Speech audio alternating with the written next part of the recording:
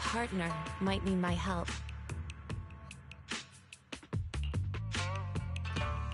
May I ask, who? I'm the 13th generation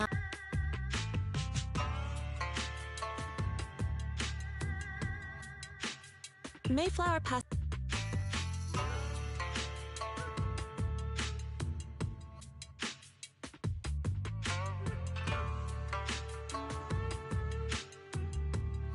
At first, I thought it might be a hassle, but your energy feels really calming. Quite nice, actually. So, you're the investigator the mayor mentioned.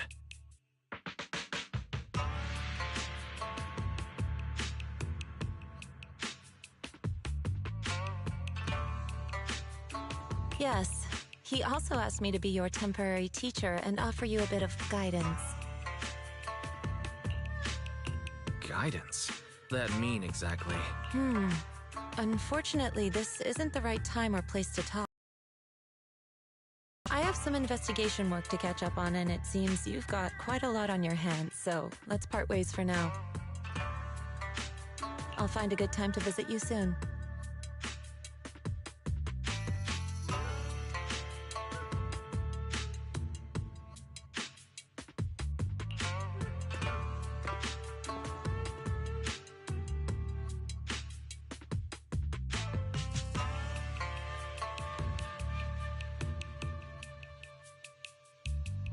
Score and reach out once I find something.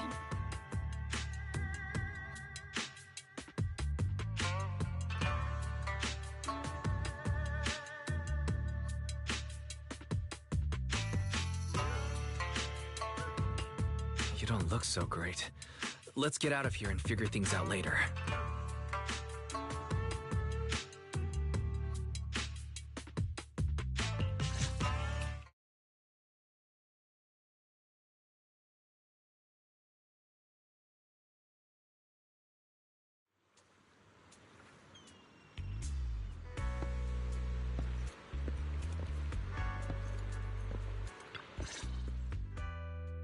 Lord Phaethon, are you going to rest now?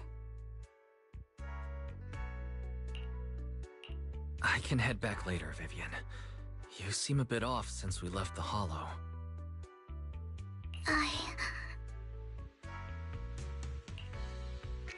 If you want to talk about what's bothering you, I'm here. Sometimes it helps to get it out. I didn't mean to keep my past from you, Lord Phaethon.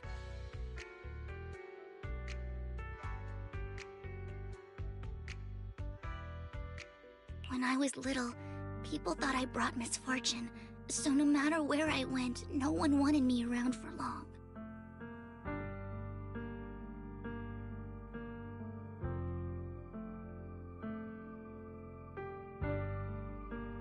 Then, one day, Landon adopted me and brought me to the Cultists.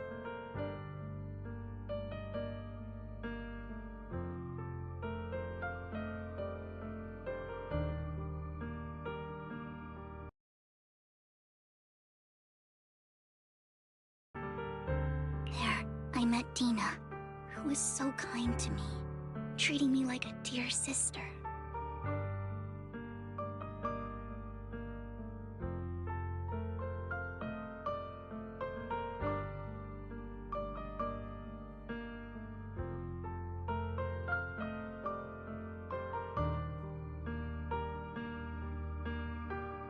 She told me her father, Landon, was a great man who'd one day make everyone stop fearing the Hollows. So all life could live freely inside and outside of them. Tina helped Landon pick people for the blessing, and everyone in the Exaltists respected her greatly. Those who received the blessing would have a better ether aptitude, allowing them to enter the Hollow freely without fear of sudden disaster. Back then, Dina would chat with me every day, always about the Exaltists and her father. But things between us shifted when Landon asked me to step in for Dina. Landon told me I didn't only bring misfortune, and that if I listened to him, I could actually help people. After that, he'd take me to meet people, and if I shed tears, he'd give them a blessing medicine.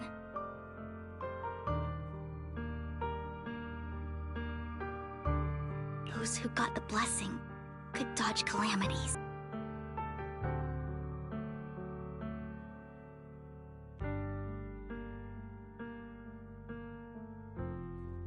At first, I was ecstatic, thinking I could help others. I shared my joy with Dina, but that was when she started to pull away from me.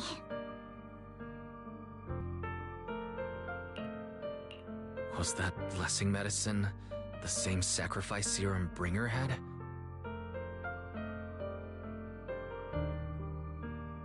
Yes, to be precise, it was an early version of the sacrifice serum. Landon's medicine wasn't stable. Abilities quickly, but also sped up the development of ether corruption. In the end, most people turned into ethereals, and a few became sacrifices, losing all human consciousness. The ethereals were given to the higher-ups of the Exaltists. The Exaltists wanted the sacrifices to hold human consciousness, so Landon's medicine was seen as a failure. And one day, I saw Dina, and tears streamed down my face. In a bid to save his reputation, Landon decided to let his own daughter receive the blessing. I had always thought that getting the blessing was a good thing, until I saw terror in Dina's eyes that day.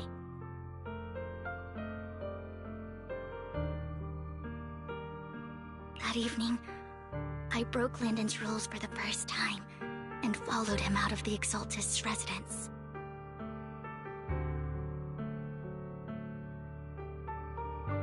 I trailed him to the Hollow, where I witnessed someone who had been blessed becoming corrupted.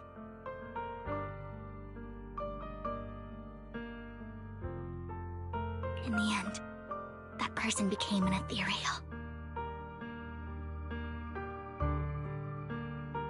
Then, without hesitation, Landon killed him.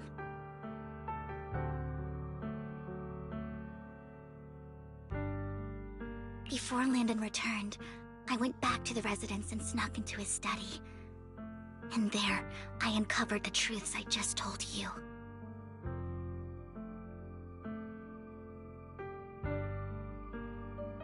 And just a few days later, it was time for Dina to be blessed.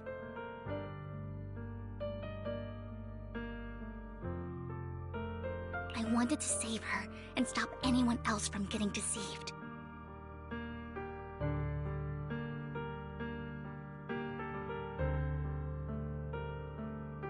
So, that day, I told everyone present that Landon should be the one to receive the blessing, not Dina. At first, Landon argued, and no one believed me.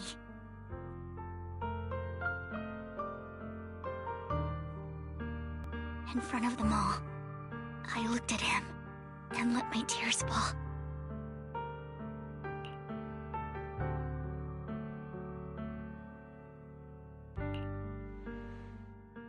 Lord Landon, please accept the blessing. Vivian, you...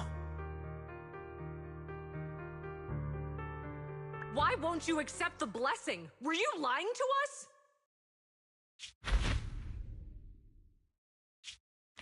Ungrateful fools! You have no use anymore!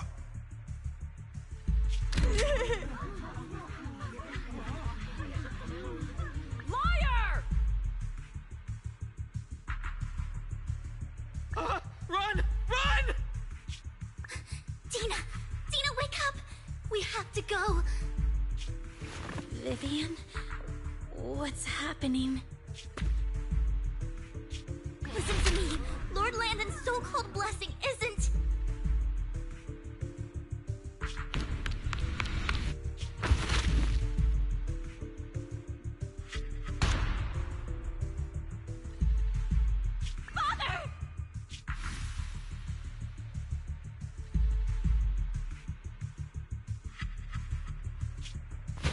No, I was just...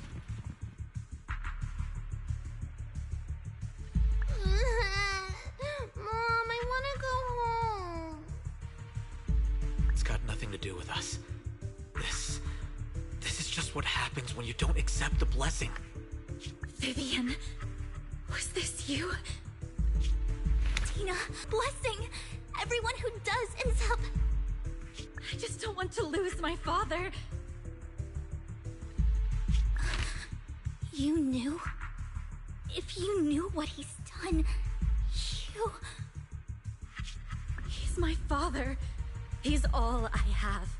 Stop being self-righteous, Vivian.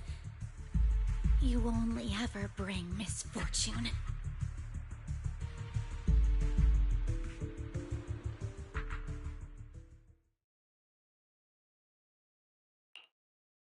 I thought once Landon was gone, Tina would leave the Exaltists. I never expected her to continue his research, or that Camille would stay. Camille lost her entire family in a hollow disaster, so she's always supported the Exaltists.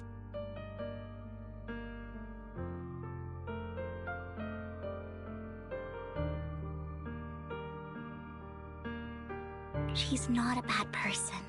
She's just someone searching for hope. She joined the Exaltists very early on, and even watched Dina grow up. That day, she was just so desperate to save Dina that all these years, she's been following Dina, taking care of everything out of guilt, I think. But I didn't just fail to save Dina. I trapped her. I see misfortune approaching, but I can never change its course or avoid the bad ending. Maybe I really am a bringer of misfortune. No, you're not the one causing trouble. Whatever went down with the Exaltist, it was Landon who was pulling the strings. As for Dina and Camille, they knew the truth and they made their choice. The hollows and the disasters they caused took more than just their loved ones. Not all survivors cling to obsession and hatred like those two do. Lord Vathan.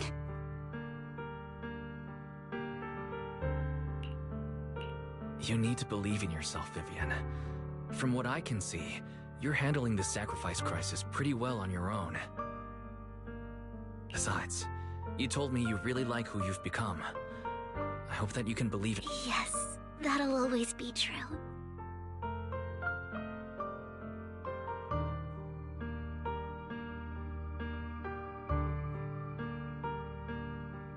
Thank you for listening to my story today.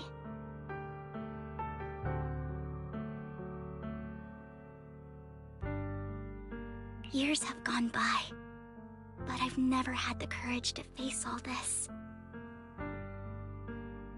Maybe Dina and I were meant to meet today. So I could finally spill it all out.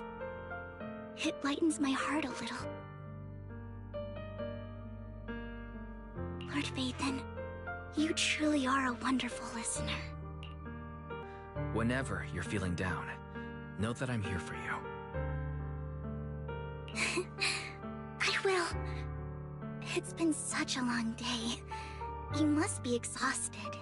I'll track down the location of the sacrifice core and let you know what I find.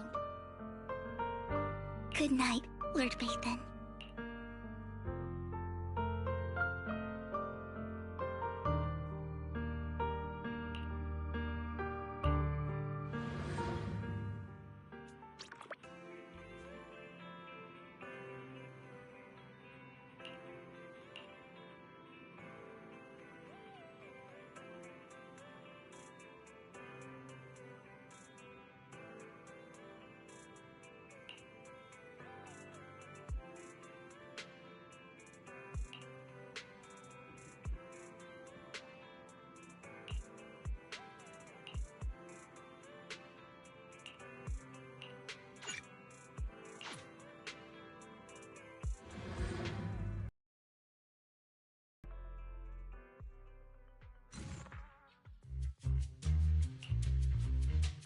Shul, I didn't expect you to be working here. Perfect. I was just covering someone's shift. The screening here is super strict, and I was afraid the supervisor would realize I was new and subbing for someone, so I hid in the control room during the supervisor's inspection. So I happened to bump into this man wearing a hat, and I think he was checking some footage. Then he logged that footage into the tape he brought.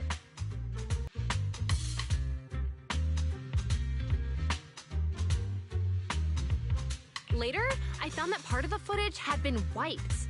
Blonde, wearing a hat. Could it be Hugo? Do you know him? I think it's him.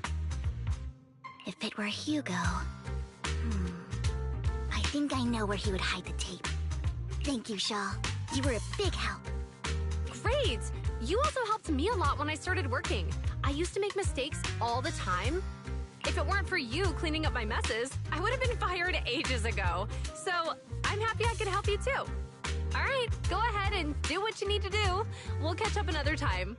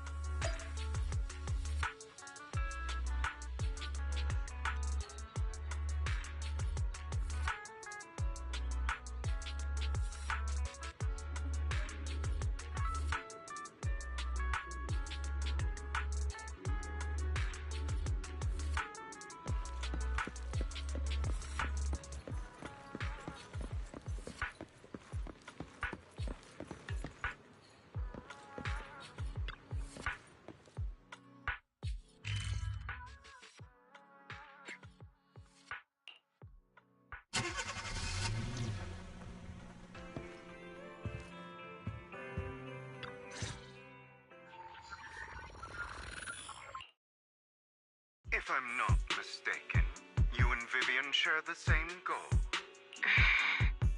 Silence is no good for negotiation. I just don't want Dina to reach a point of no return. Hasn't she already reached that point with what she's doing? The formula for the Landon serum was lost, but a batch survived.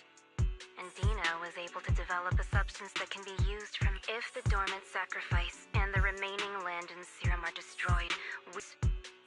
Dina's concoction can't create sacrifices on its own.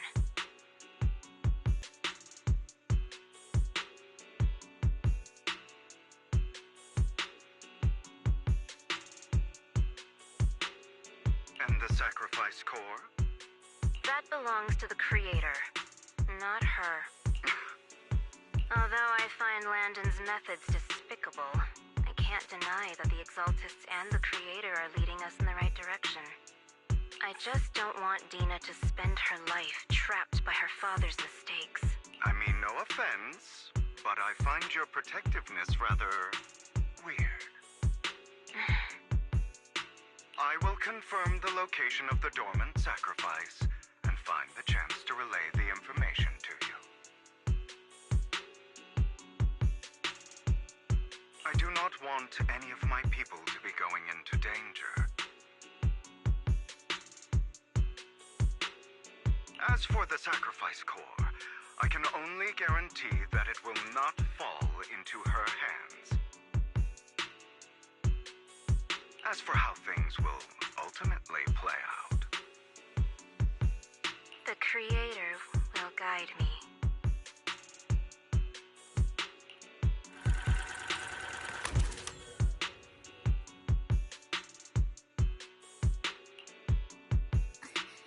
Camille was actually destroying the dormant sacrifice? Compared to Camille's motives, I'm more concerned about whether Hugo has more plans lined up. Hugo... he... Wise, Lycon just sent a message saying he's got something urgent that he needs to talk to us about now. Alright, let's patch him in. Master Proxy, I apologize for disturbing you.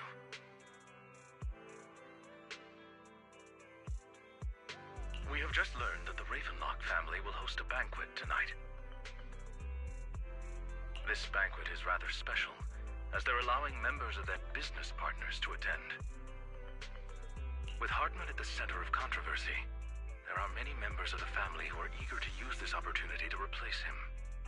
The mayor has been spreading rumors of a young tycoon who inherited a sizable fortune and is looking to partner with a person from an old and influential family.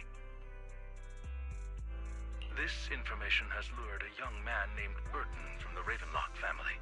So, you want me to pose as this tycoon and use Burton to infiltrate the banquet?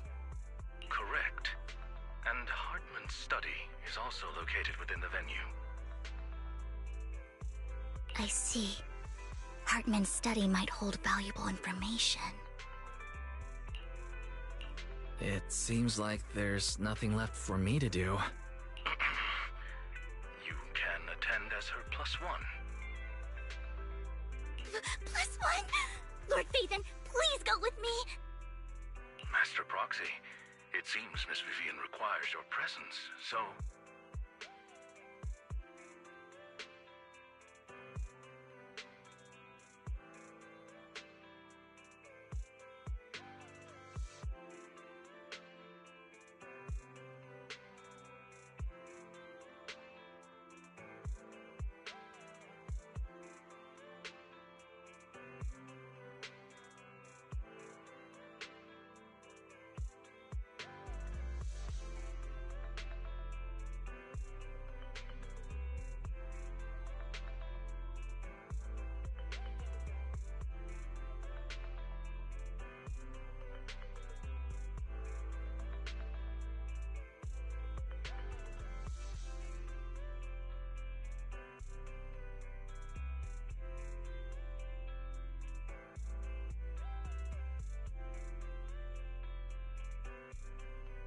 Yes! Just your presence will help me immensely! Sure. If we go together, we'll be able to keep an eye out for each other. I'll accompany Vivian. I'll send you the time and place for the meeting with Burton. If you encounter any danger, please evacuate immediately or contact me for backup. I hope everything goes well for you tonight.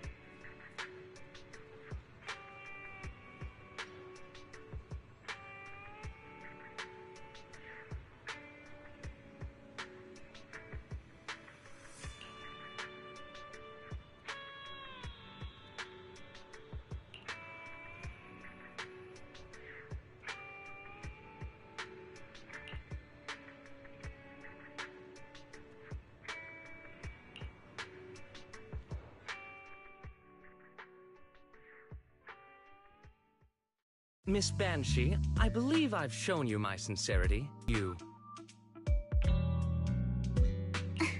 Sincerity? My presence here is a show of sincerity. If we're to work together, Miss Banshee, you should drop your pretentious act. I am well aware of the ways of the Ravenlock family. If I were to come empty-handed, I probably wouldn't even be able to make it out the front door tonight. Since I agreed to come with you, and even brought along my most precious companion, does that not show my deepest sincerity? No need for such an off-color joke. Our door is always open for those coming or going. We both know what's what, so let's cut the small talk. I know far more about how the Ravenlock family made their fortune than most here. I am also well aware of why Hartman, despite such a massive scandal, still remains in power. Oh? Do tell. Exaltists, blessing, sacrifice, Landon. Where would you like me to start? How did you know that? No, who are you? Don't be so tense. If I'm not mistaken, it's about time the banquet began, My companion and I are practically famished. Is this how you treat your guests? By letting them starve?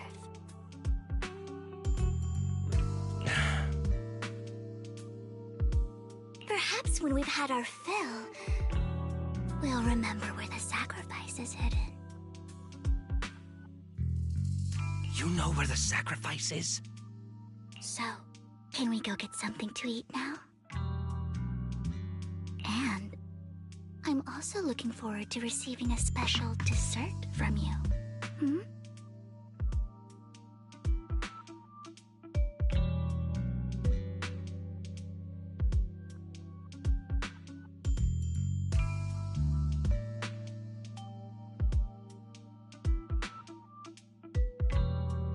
We can discuss what you wish to know while we enjoy dessert.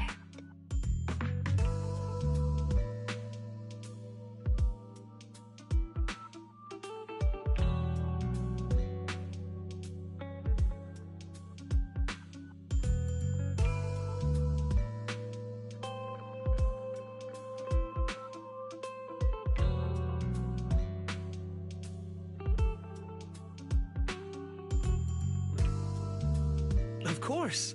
I wouldn't let such an important guest discuss matters on an empty stomach.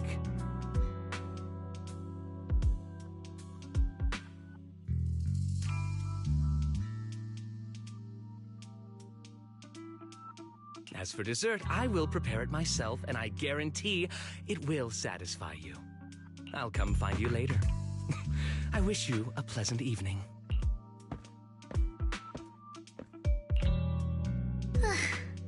These kinds of people are exhausting to deal with. I really don't.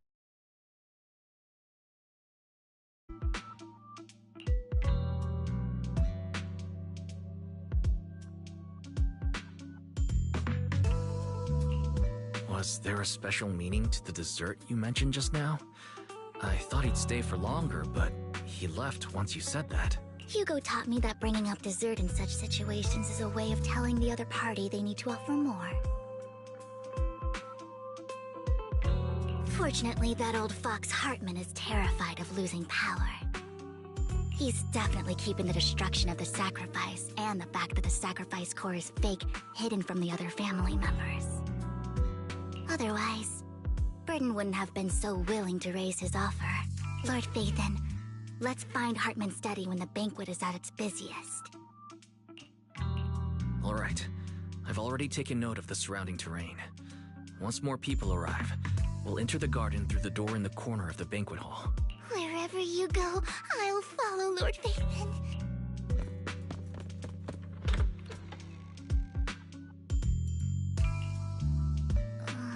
Isn't this going a bit too well?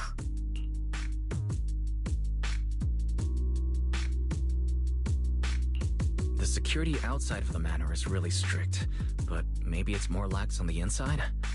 Just in case, though, let's contact Lycon. Right. Having some backup would be safer. Let's check Hartman's recent correspondences for clues. I still have concerns about the sacrifice core. Right. Though the core he gave Dina was fake, Hartman might have left a trick up his sleeve and hid the real one. Then let's split up.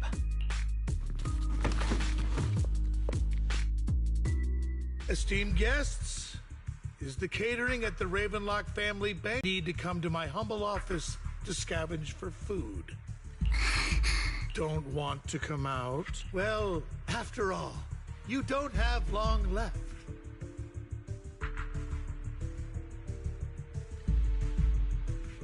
Burton, that greedy idiot, fell for the mayor's trap.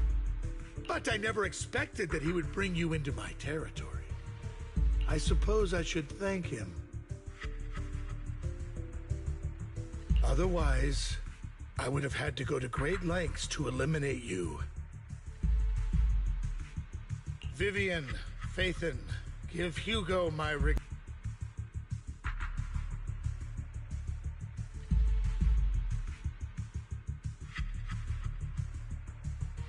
Tell him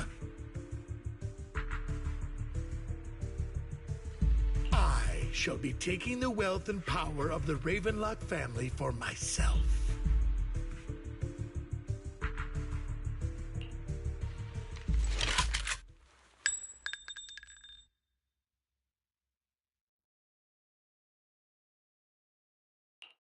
The bullet? How?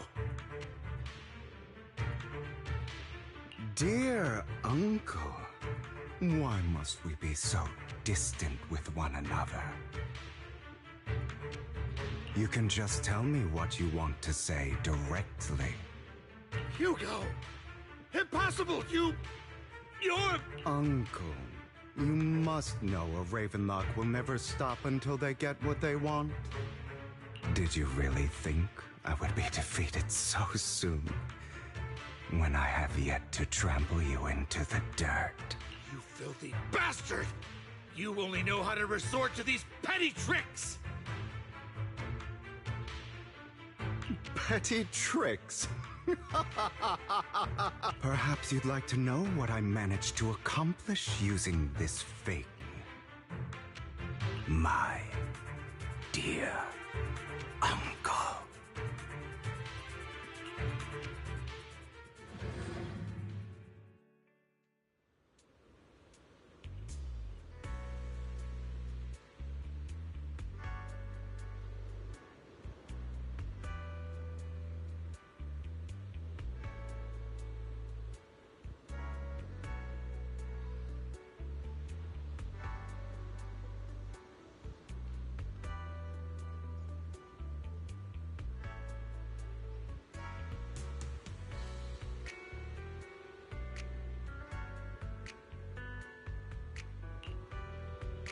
Faking my own death.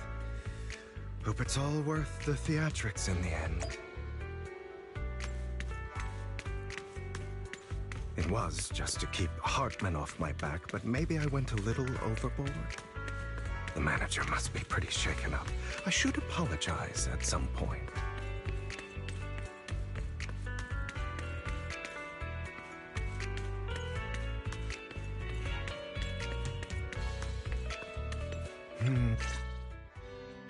You're taking longer to rest than I expected.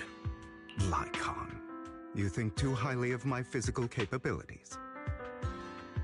Well, I must say, if nothing else, at least your acting.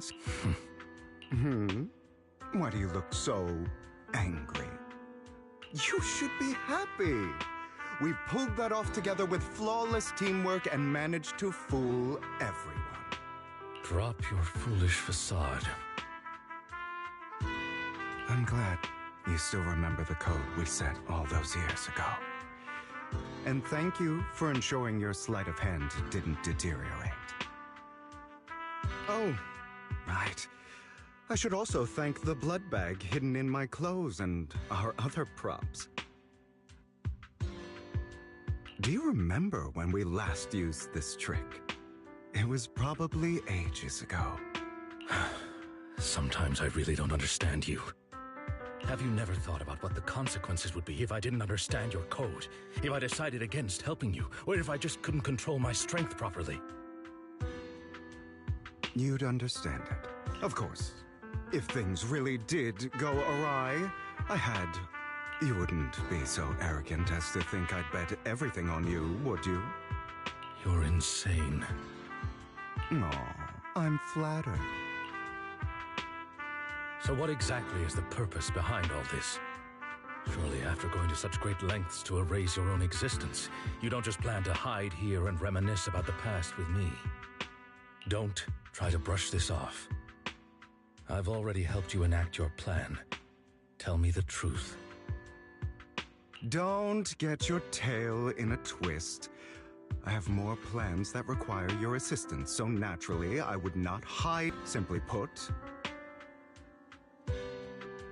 as things stand, whether as Hugo Vlad or as Mockingbird, I am doomed to die.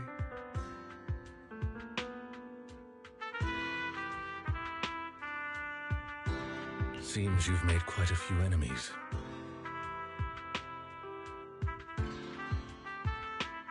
As a member of the Ravenlock family, I negotiated with Edmund and managed to obtain resources from Tops for my future plans.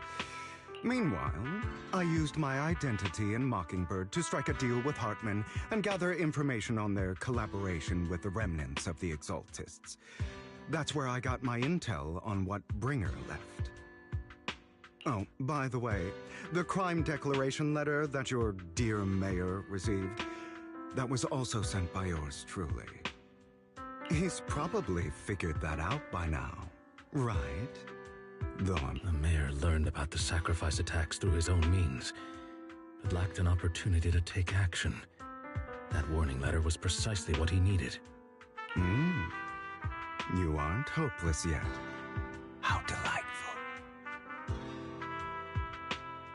In short, I'm more well-informed than your lot because I get around, dealing with all these different important figures. But of course, it comes at a cost. It's only fair. After all, you can't hide the smoke from a wildfire. Rather than trying to carefully tame it and risk setting yourself alight, it's better to let it burn free. When I helped you put on your little act, killing you in front of everyone, you left the sacrifice core to Hartman. That was intentional too, then? Oh, yes. And it worked like a charm, didn't it? Now no one cares for me anymore, and all eyes are on Hartman. A perfect situation for keeping the Ravenlock family in check while dealing a cutting blow to the Exaltists behind them. Another crucial point is, Vivian, although I feel bad for Phaethon about what happened, but it had to be done. That's the only way they would be safe, allowing the plan to continue. I noticed that you never turned your blade toward Master Proxy. So, those words you said back then were also... I will bloody my hands. I will carry the weight of my sins. I will become the Abyss. Harvey, it was all an act. My acting has always been impeccable, as you know. Hugo, you're taking such a tremendous risk. Why? Would you believe me if I said it's for justice?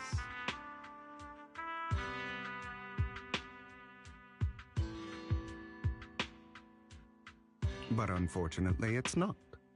I want revenge on the Ravenlock family. And I will make sure That despicable excuse for a human being, Hartman, suffers a slow, torturous, of course. I also promised Vivian that I would help her investigate the whole thing with the Exaltists. That's all.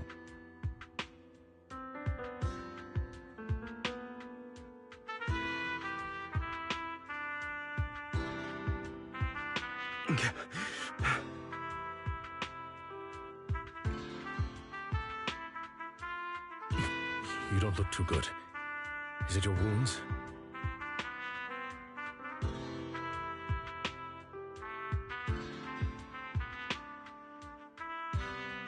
No. This is the first problem I plan to resolve.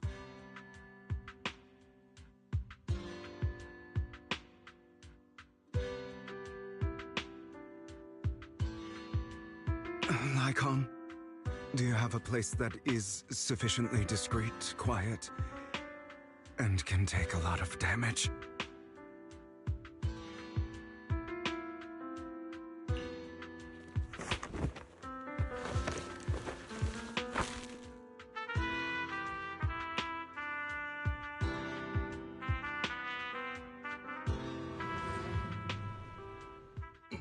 What exactly are you doing?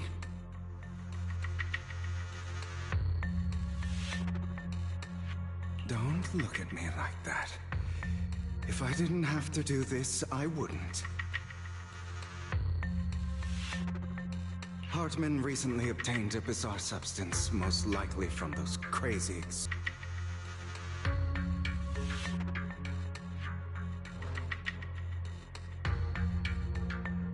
After use, it allows control of the victim's mind, to some extent.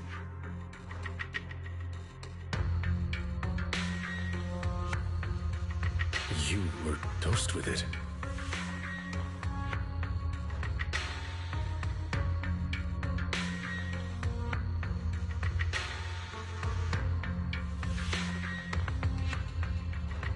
To be more precise, Lycon, I deliberately allowed Hartman to put this drug in my cup to facilitate our previous collaboration.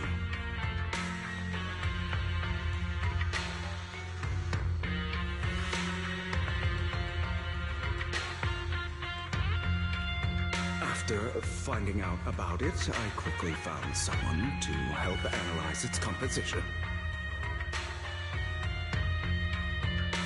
The good news is he gave me a very low dosage, perhaps because he was afraid I might notice.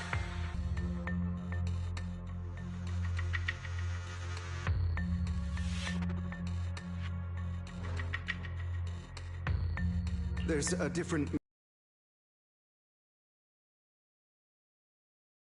under his control. I simply need to put on a show in front of my dear uncle. The bad news is that currently there is no antidote. When I delay those effects, however, they will accumulate and erupt when my body reaches its limit. It may even break my mind. And that's exactly what's happening now. I need to endure those accumulated consequences. So, I will lock myself in this room for however long that takes. I've tied my limbs to prevent me from Anyway, after you leave, do not open this door, no matter what you hear.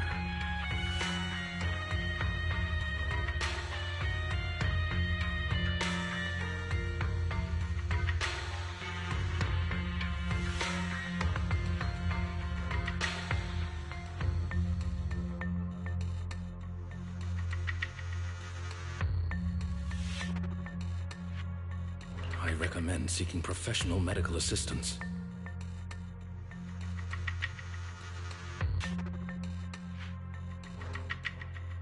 This is advice I received from a doctor.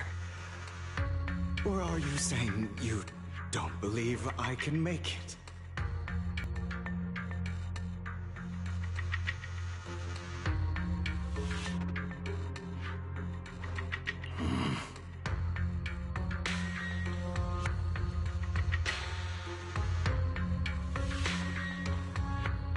So, I come. Come find me here at the scheduled time.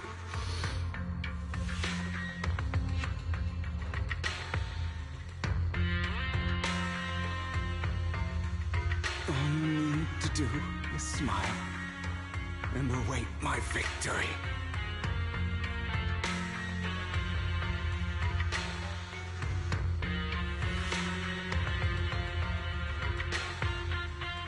What if I want to stop you?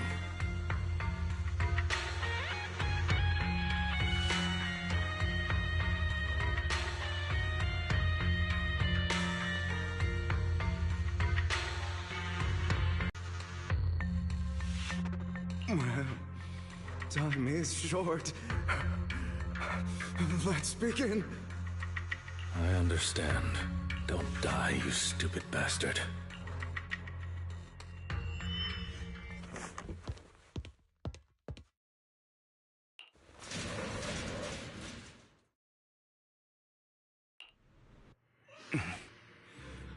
Is this because the side effects haven't worn off yet? Lycon's late. I'm surprised. Or is something wrong with time itself? Looks like someone's over there. Might as well go ask.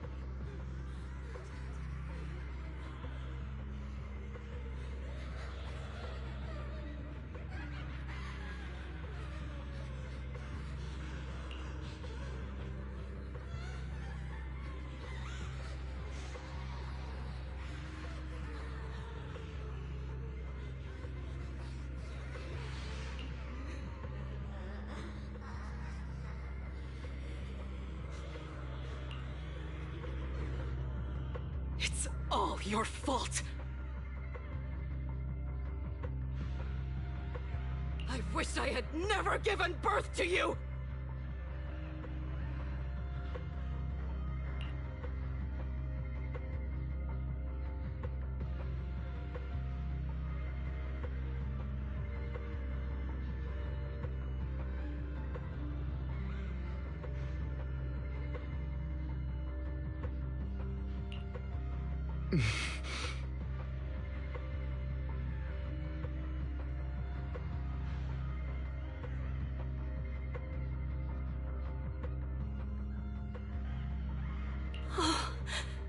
Everything will get better if you just die, right?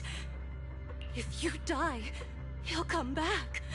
We'll have another, more perfect child. One who will inherit the Ravenlock family bloodline.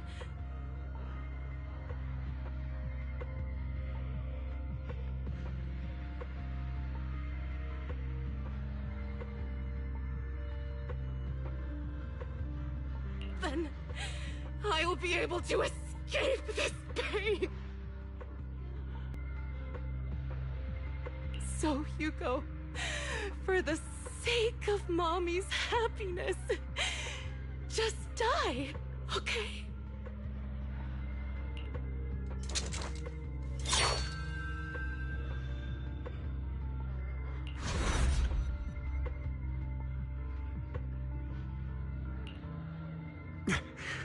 So, I wasn't awake yet after all.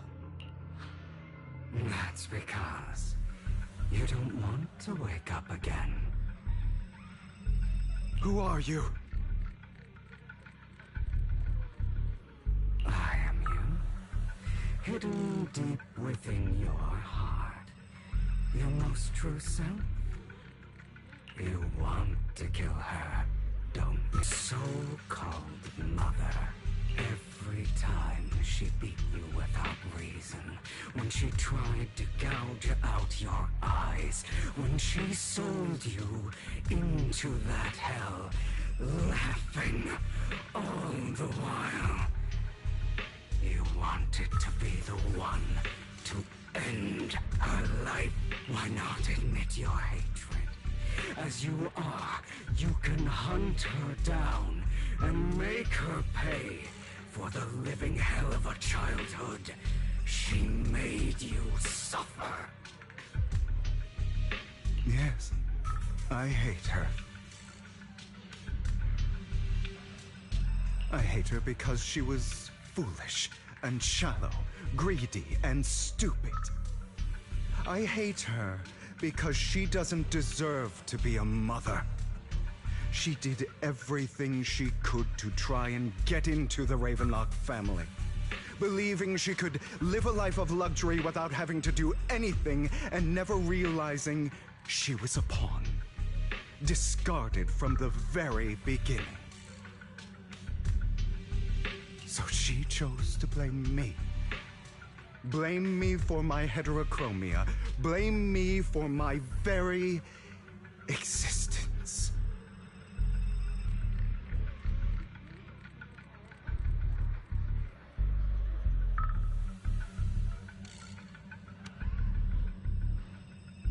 But I won't kill her, because I know it won't change anything. She was incapable of loving me, just as she is incapable of loving herself. Have you been brainwashed by that dog? Keeping up the act of being some magnanimous and forgiving fool?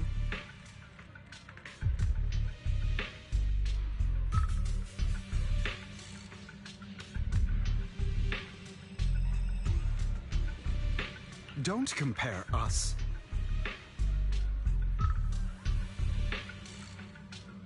I've simply come to understand love or hate.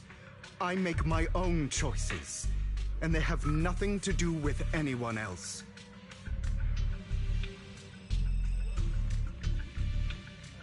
She sold you to the Ravenlock family for a huge sum of money. She used that money to start a new life.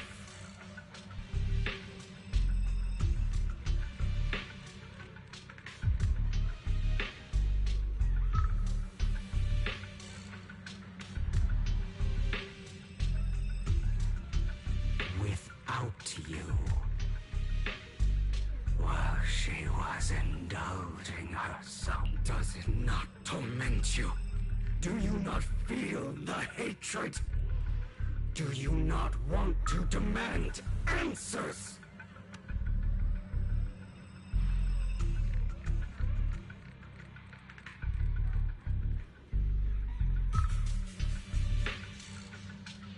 Kill her. Only by killing her can you be truly free. For a long time, I thought the same way.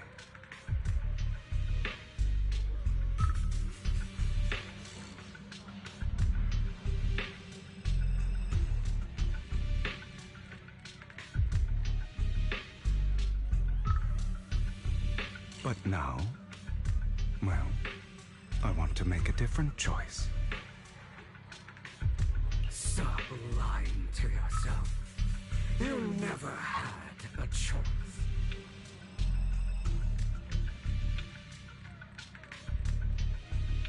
This weak-minded thinking will only lead you to failure.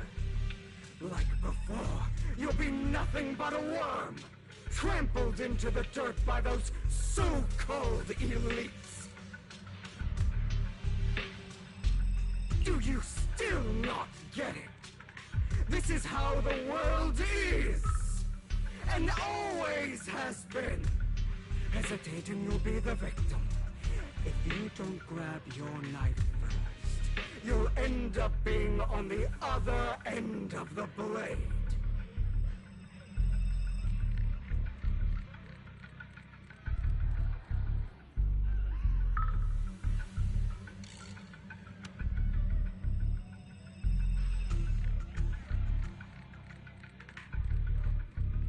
If you want to change anything, you must first become the one who makes the rules.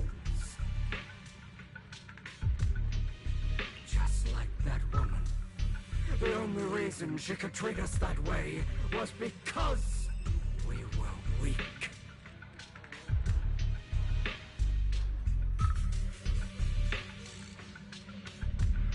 So listen to me.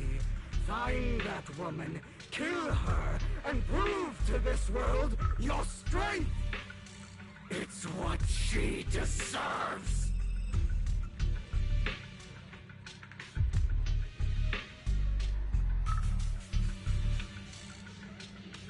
Why forgive them? They don't deserve it. I'm not forgiving them. Or rather, I don't care about them. They don't even matter, at least not yet.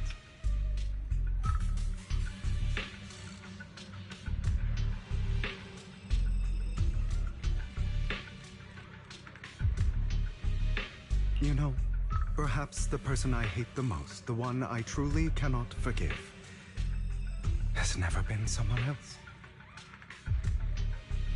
But rather my weak, powerless past self who could do nothing but hide inside a closet and cry.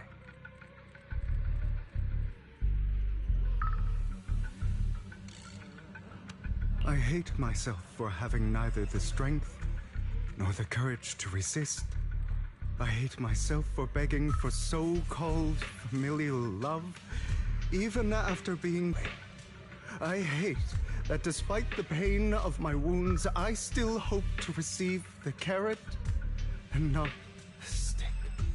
And that means you. So, I forgive you. I forgive myself. You'll regret this, fool.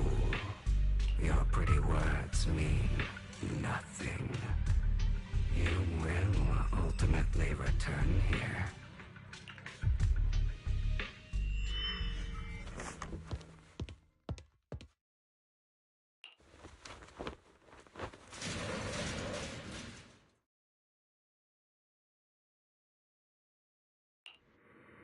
I see.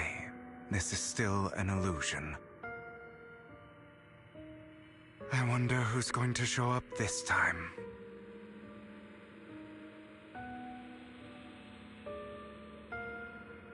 Brother! Hugo, let's play hide and seek! I'm already hiding! You'll find me, right? Like you always do! Serena.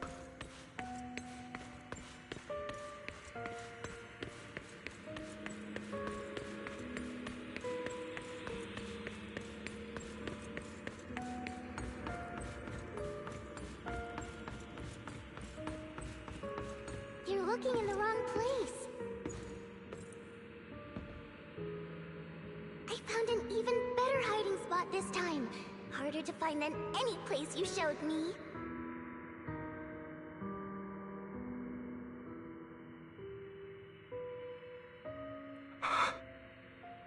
Hey, Hugo. Do you ever wonder why I had to die? It was because of me. That's right. It was because of you. It's all your fault. If only you didn't exist, I wouldn't have had to suffer.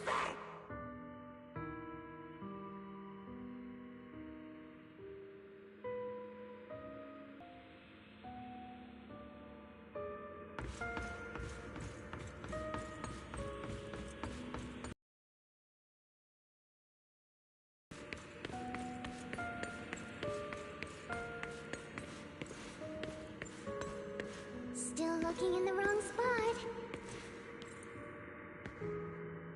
I can't believe you still haven't found me after all this time.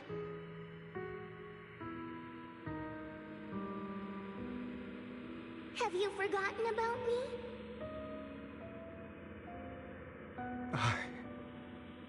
I haven't forgotten. It's okay. I'll forgive you.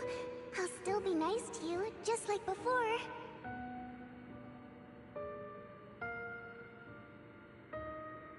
I was the only one who was ever nice to you, wasn't I? Yes. Then tell me, why do good people always suffer? Why is kindness always punished instead? Tell me, Hugo, why?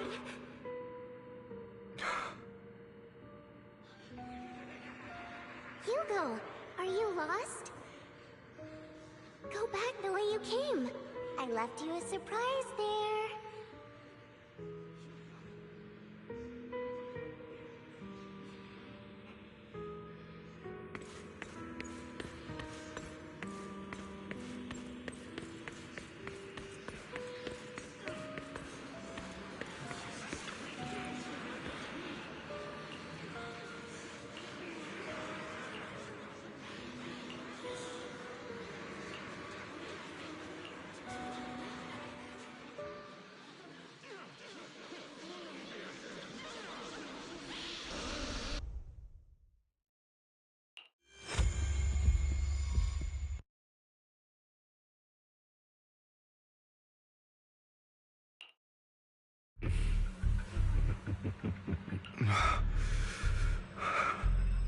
We meet again, my friend.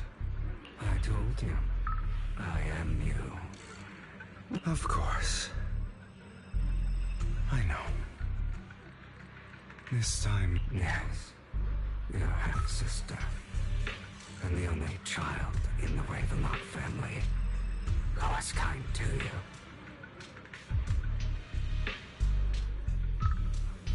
Unfortunately, it was her kindness that led to her untimely death.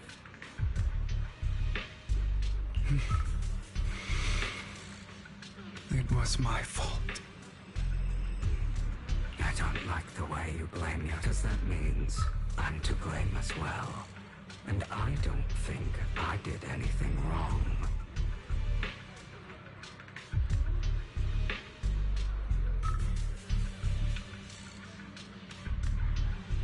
Your mother sold you to the Ravenlocks.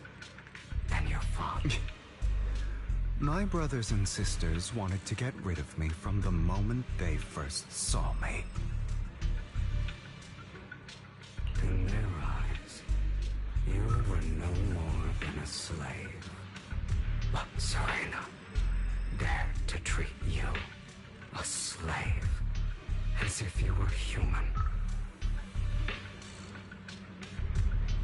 And so, she was fated to die.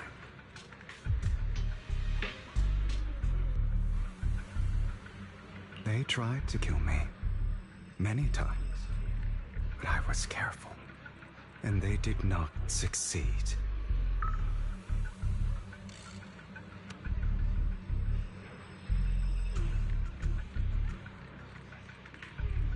So they killed Serena, who was weaker, an easier target, and pinned everything on you. Serena died in your place. Those cruel brats thought that by reporting this to Father, they could use it to get rid of you, a rival who threatened their positions.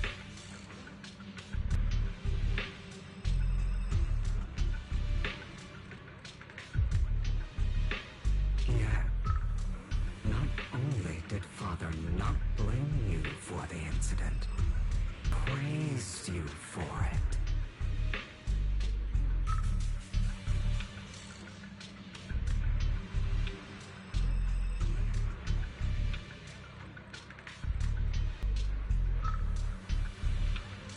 In this world, only the ruthless, cruel, and merciless can stand at the top.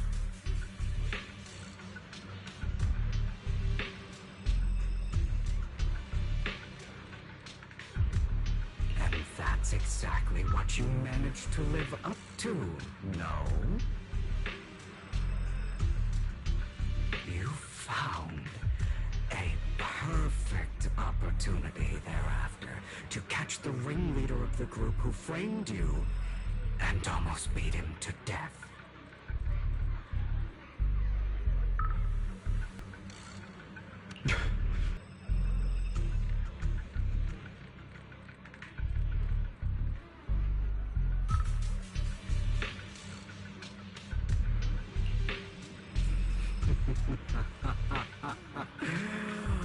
Oh, you should have seen the expression on your face back then. Oh, crazed and manic with utmost delight. I don't remember that.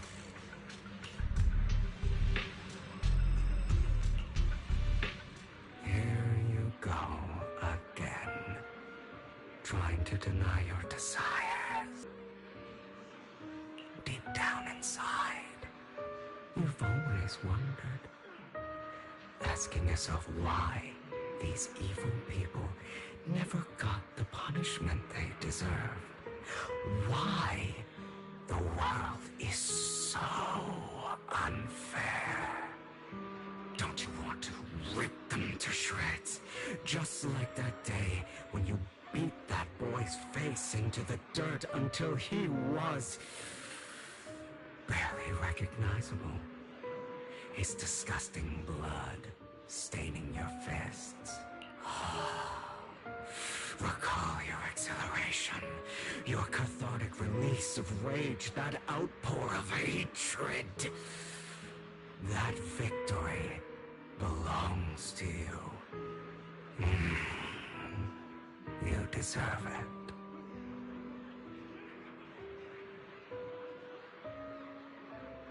Those brothers and sisters of mine are all dead.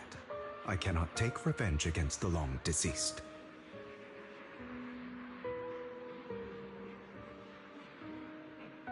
They died by Hartman's hand, dying in the power struggle to become the Ravenlock family's heir, rather than by our side. Boring. Boring? I find it hilariously ironic. Children who would murder their own kin for scraps of power dead at the hand of their uncle who followed their example. Is that not karma?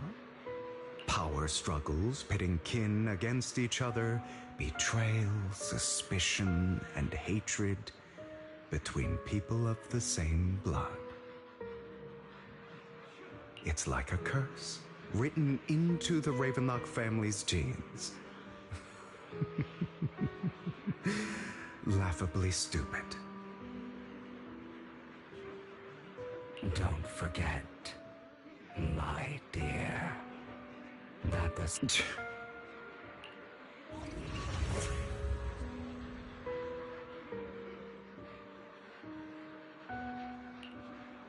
That's right, my dear nephew. No matter how much you deny it, the blood of the Ravenlock family flows through your veins. Survival of the fittest deserve to live. Only the strongest deserve to rule.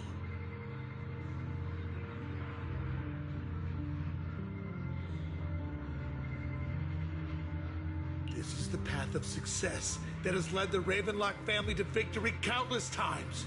A blessing and a curse etched into your flesh and blood.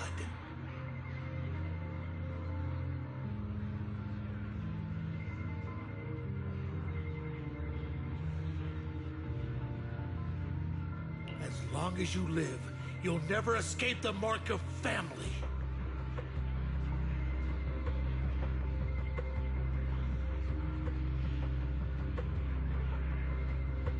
You are destined to one day become someone like me, like your father.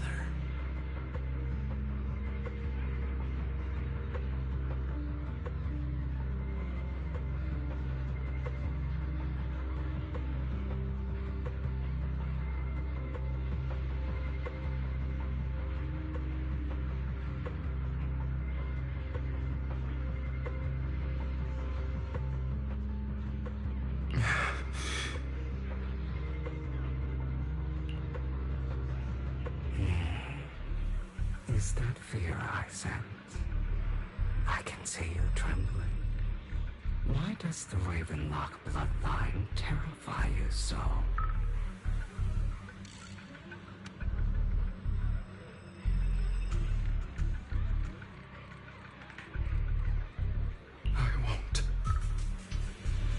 I won't become like my father. Never. You won't become a failure like him.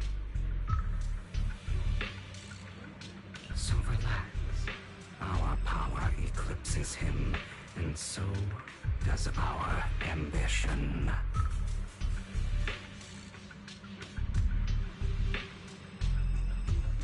So, do not deny your own desires. Do not resist your own ambition. This is the talent you were born with. The best gift fate has ever given you. Admit it. Deep within your heart lies a spark, yearning to ignite a raging inferno that will burn every and then that spark.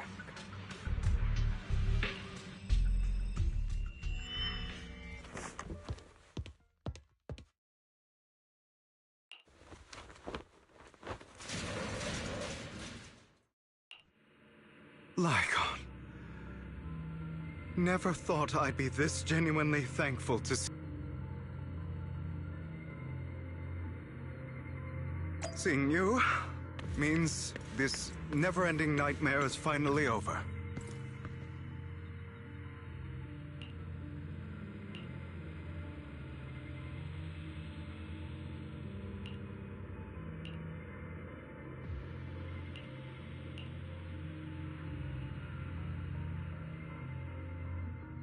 I don't want to hear something like that from you. You have no idea what that man, my father, is really like.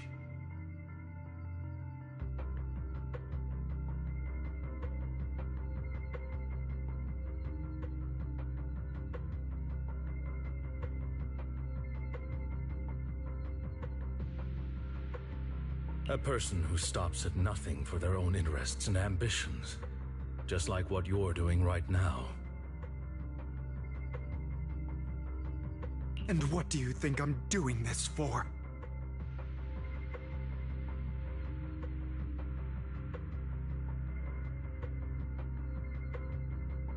All of this was part of your plan. You knew where the Ravenlock family was going to be, so you set Mockingbird's target there. To seek revenge, you plotted to assassinate your own father, but he was too vigilant, and you failed.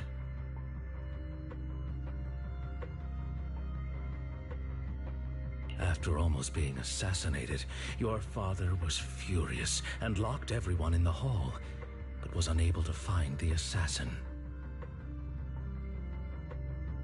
And what?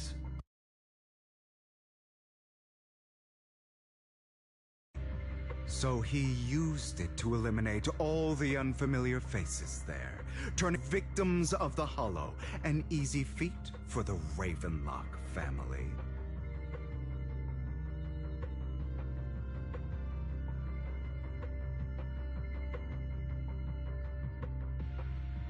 So, the one who killed innocents was my father, not me.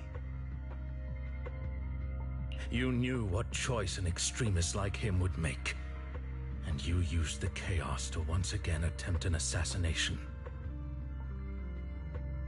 You succeeded. You killed your own father at the cost of innocent lives. Admit it, Hugo. You don't care about anyone else. The only thing you care about is your revenge. How is that any different from your father? Enough. I'm tired. I may hate him for betraying me, but he wouldn't say something like that. What? You aren't Lycon. You're the other me, hidden deep within my heart.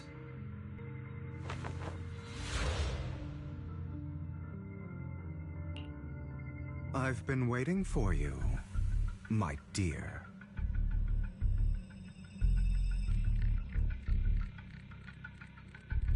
It seems you've already grown accustomed to this place, even turning the tables on me.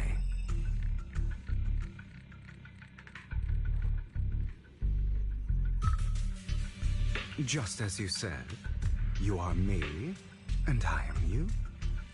There's no such thing as having an advantage over oneself. We are ultimately one and the same, forever inseparable. Then you should know what I want to say.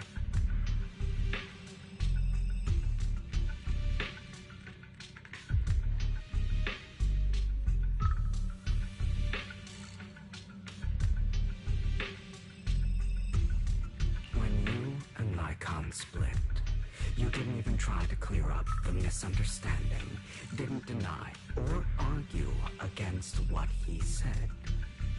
Because you realized that deep down, he was right about you. You just hadn't acted on it yet.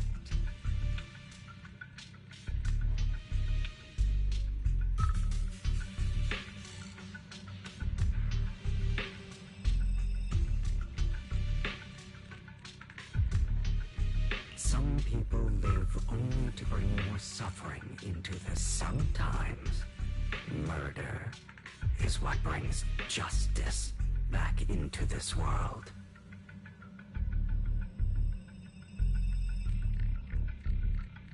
For that, I must stain these hands in blood. That's right. Just like what you said before you faked your death. Were those words really just an act?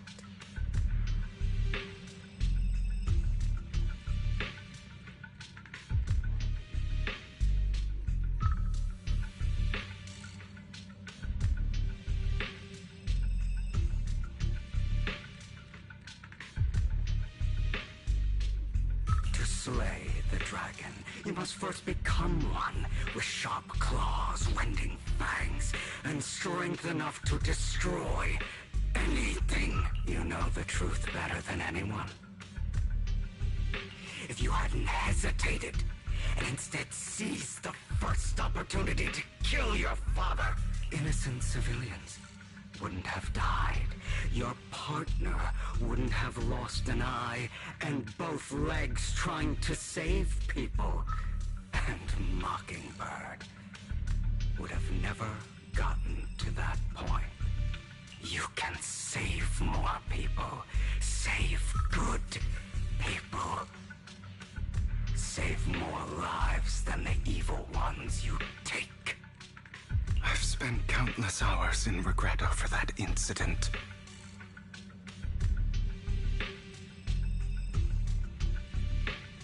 So why not submit to your true nature?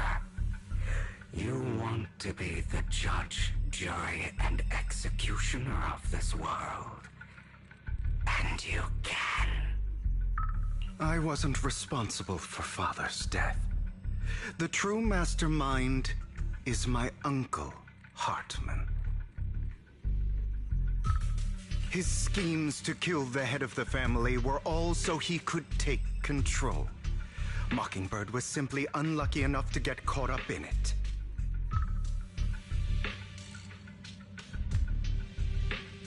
So, for a behemoth like the Ravenlock family, with its roots so deep, a single person's death, regardless of who that person is, wouldn't change.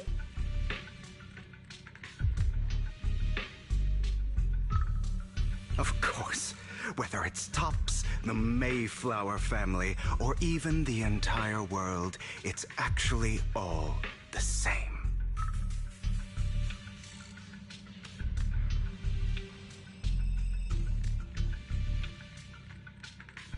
I refuse to be dragged down by pointless hatred any longer.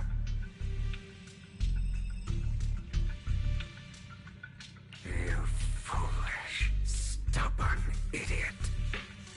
Do you understand the power of hatred? Have we not come this far precisely because of it?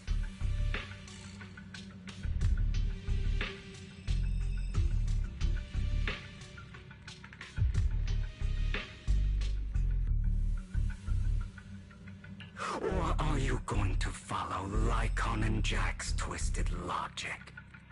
Come on. You don't actually trust anyone? Otherwise, why would you hide this whole scheme of faking your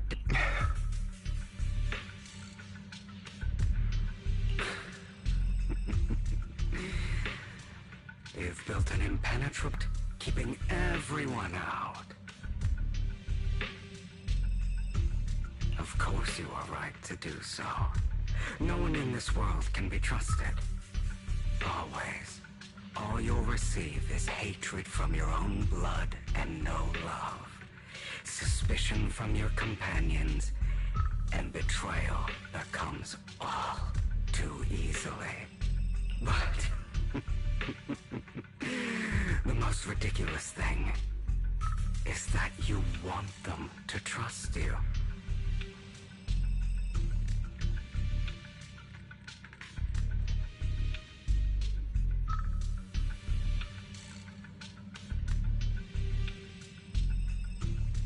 You stay silent and long for them to notice your suffering. You yearn for your companion's understanding and trust. Idiot. That's why you are incapable of exploiting them. But remember, only the weak, and we are children born from hatred. Come. But you are, and I'll never lose.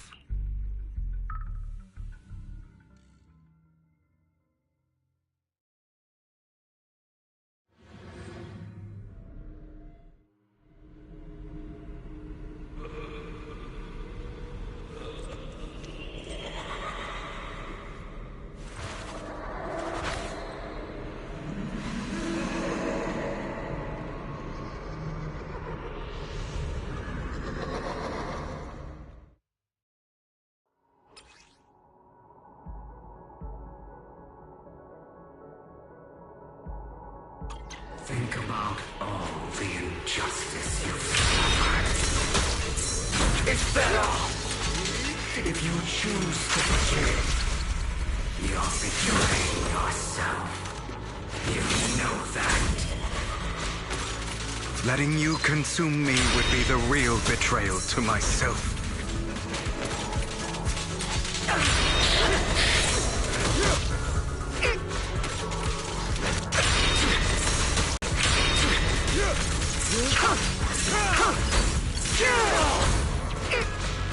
You're too scared to face your true self and what you truly desire.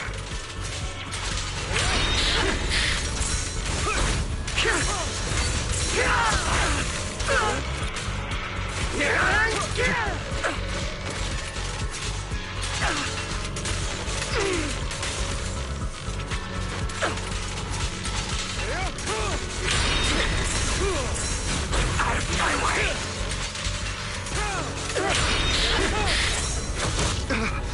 Pathetic!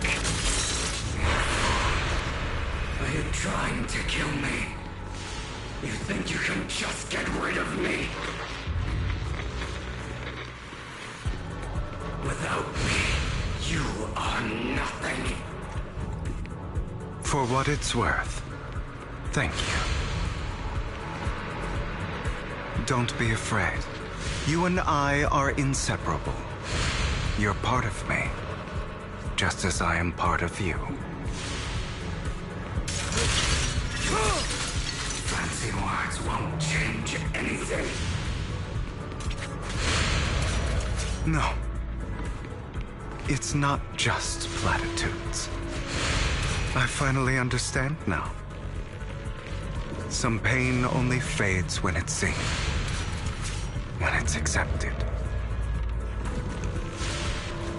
So I won't fight you anymore. I won't hate myself anymore. Weakness, hatred, malice, strength, forgiveness, justice.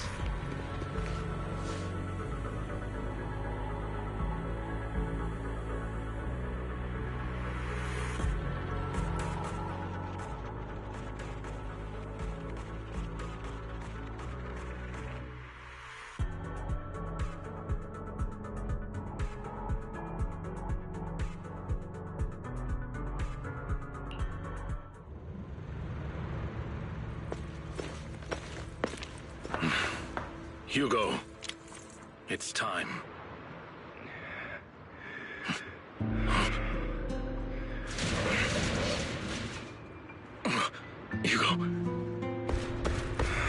Hugo, you...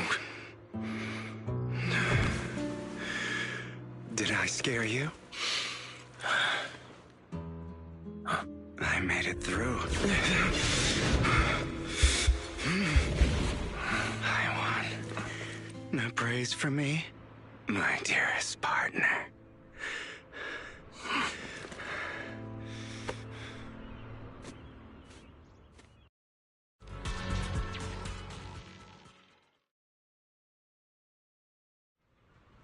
This is just like what I saw in my dream. I guess... Ah, my former partner.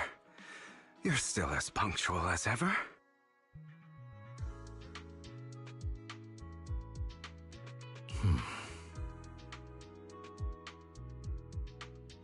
Are you sure you're fully recovered? How about we fight? And I'll show you how recovered I am.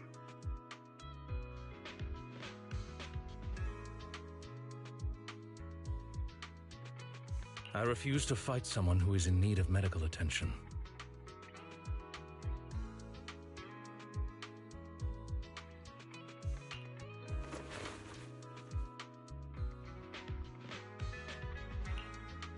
How thoughtful. I'm touched.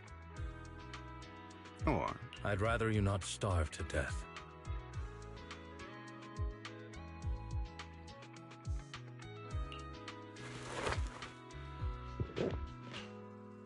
Not to your liking. I'm fairly certain this is the same kind as before.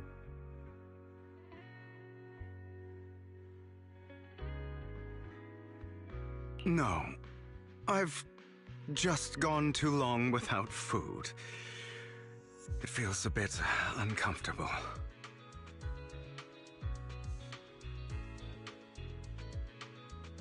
Either way, thank you. Now tell me, what exactly happened in the warehouse? Just going a bit crazy from... you know what? Were you expecting anything else? But... I did have a very long dream. A dream about many things from the past. If I had to put it into words, it would be like giving myself psychological therapy. You seem like you could benefit from some too. How about it? Want to book a session with me? Trust me, I'm a pro. Seems you really have recovered. Well, of course. I'm feeling pretty great right now. Like I could argue with you all day on every petty detail of who exactly was in the wrong back then.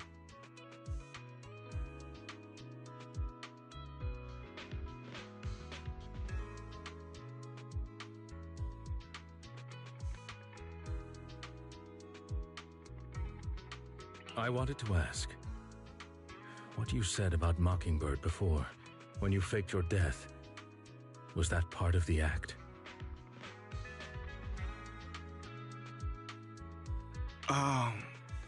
You mean the part about how Mockingbird has never really changed anything or saved anyone.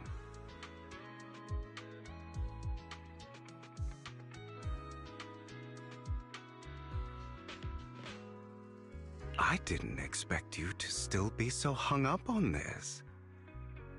Interesting. After all, it was you who chose to betray Mockingbird. To betray me. Just as I said before, I never considered Mockingbird a failure. Perhaps Mockingbird deviated from its origins, but it has its value. You shouldn't reject the things you've done, or Mockingbird. I have contemplated this before. Yes, Mockingbird has helped some people and has genuinely managed to cause trouble for those who abuse their positions of power for evil. Yet those in high positions still possess immense resources, and the people we helped remain destitute and suffering, willing to become slaves to those in power for scraps.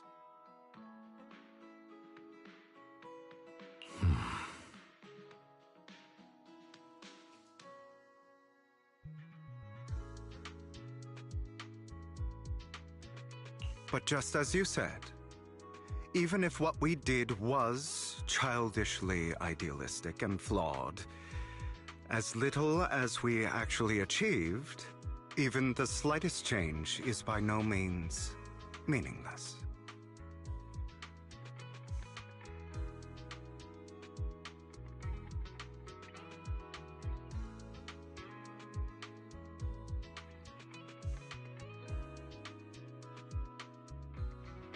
Nothing holds more value to me than Mockingbird.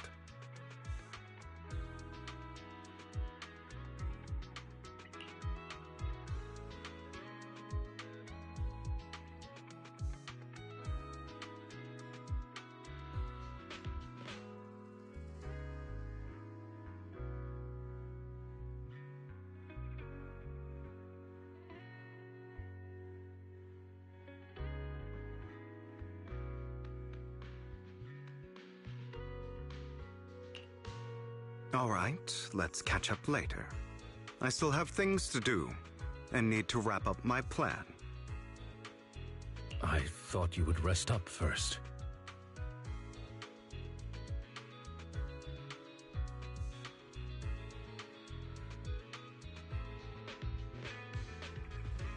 As much as I would prefer that, my dear uncle and the Exaltis fanatics likely would not give me such an opportunity.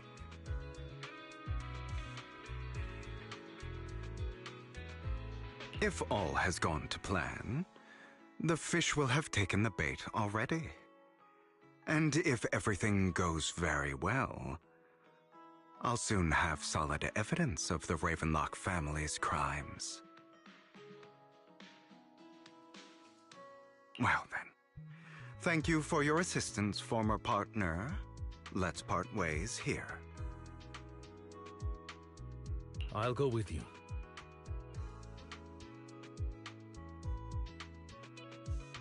Lycon, surely you don't think that because I just recovered, I'm too weak to deal with those useless fools.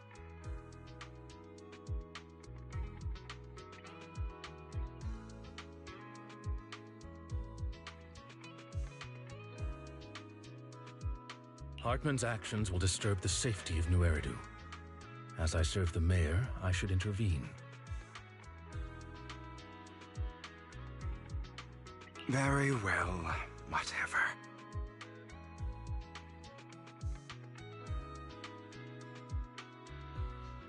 Let's go.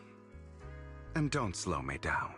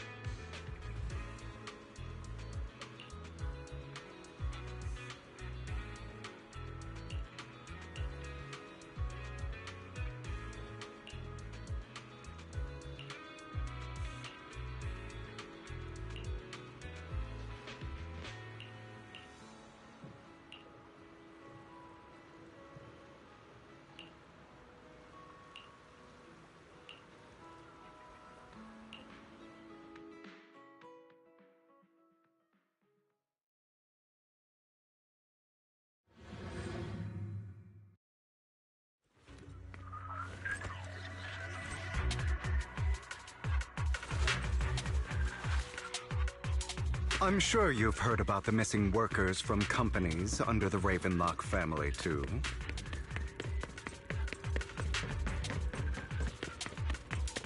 Those are Ravenlock's men. The workers with them are the victims who were tricked into going into the Hollow.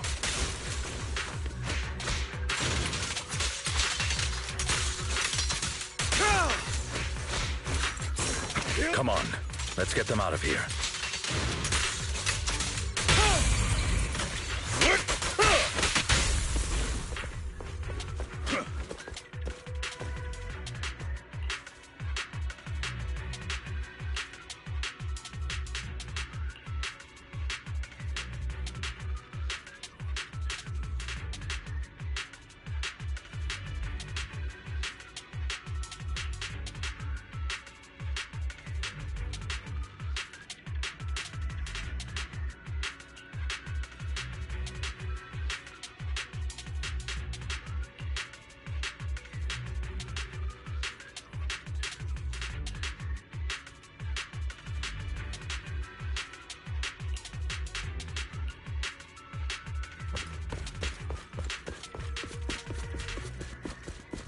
Bunch of nobodies.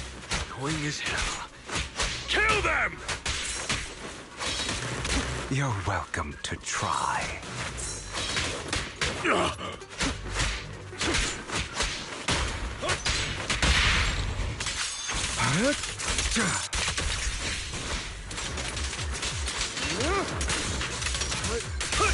Scram before I get angry.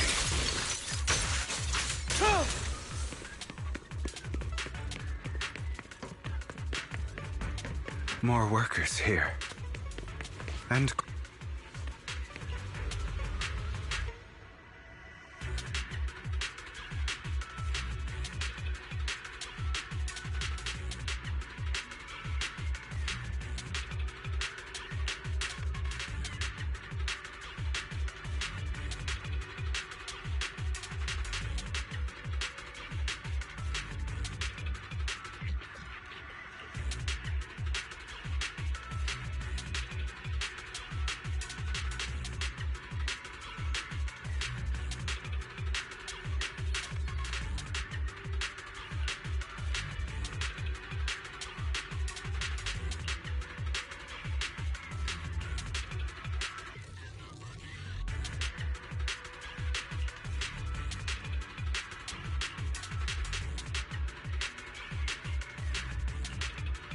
Is Hartman behind this, too? Of course. He threw them into the Hollow like offerings for the Exaltists.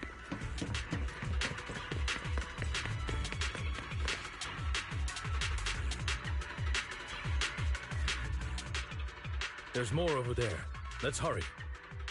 It's different this time. Don't rush in. Let's listen in on what they're saying first. I still need more direct evidence to ensure the plan is absolutely foolproof. The compensation you promised, it's all real, right? All we have to do is follow you into the Hollow for some simple tasks, and you'll give us a huge sum of dennies. Sounds real suspicious. Shut your trap. You keep yapping and asking questions. If this is all so suspicious, why were you so eager to sign up for it? Because I don't have a choice. My daughter was previously caught in the Hollow disaster and suffered severe corruption. The treatment costs have completely drained our family's savings. So that's why... It's the same for me. A serious illness at a senior age. I need the money. Who would risk taking a job like this unless they were desperate? I'll do it. No matter how suspicious. As long as I can get paid, I'll do anything. Even risk my life.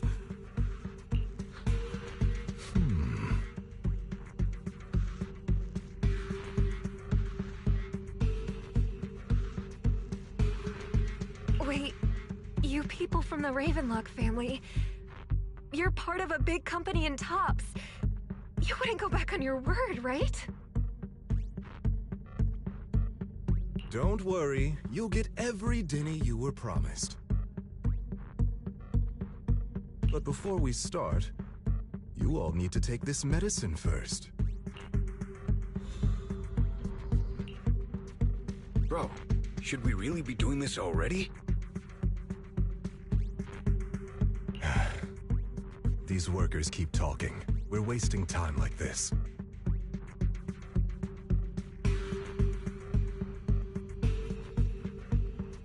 And the sooner they take it, the sooner it'll be over. Consider it an early release for them.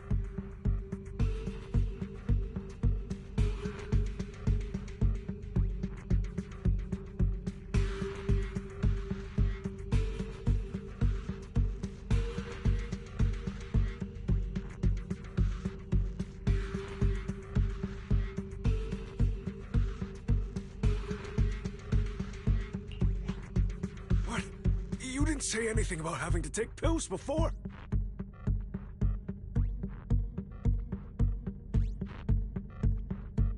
Look, this is good stuff, all right? It'll increase your ether aptitude. There's tons of people who'd kill for something like this.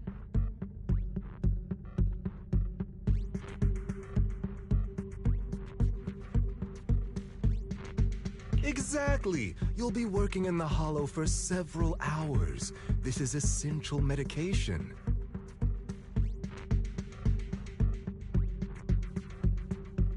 You have to take it before we continue. If you refuse, then you can forget about the job.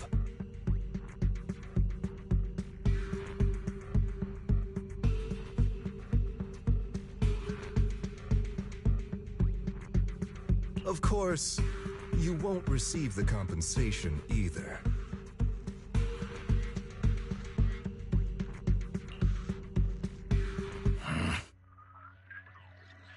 Lycon, what are you doing? Rescuing those workers, of course. There's clearly something off about those pills. We can't let them take them. Now is not the right time. As I said, we need more evidence to ensure the plan works. And as I said many years ago, you can't exploit innocence to achieve your goal.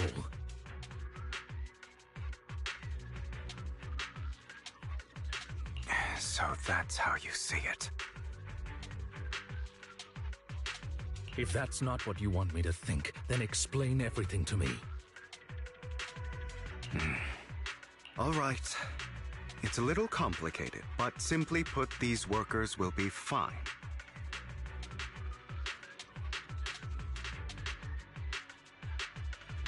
Of course, it's your choice to trust me or not. But if you try to rush in, I will stop you.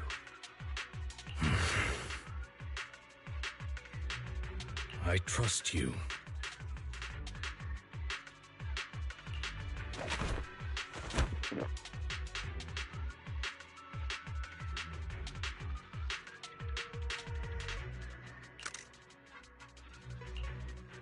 All right. That's the evidence. Now we can go and beat them into the ground as much as you want. Don't forget, you owe me an explanation. Also, don't overdo it and kill them, even if they're the worst of the Ravenlock family. All right, Your Holiness, Saint Lycon. Those were... Who the hell are you? Why don't you take a guess? We're the ones here to stop you.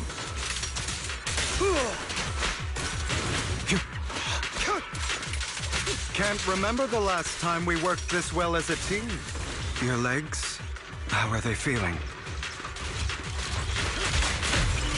I'm fine. To be honest, I think I prefer the way you used to fight.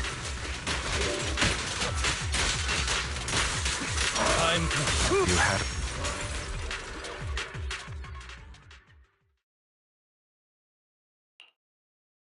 God damn it! Who the hell are you? How dare you mess with the Ravenlock family? Ravenlock. Savor the name while you can, for... What's that supposed to mean?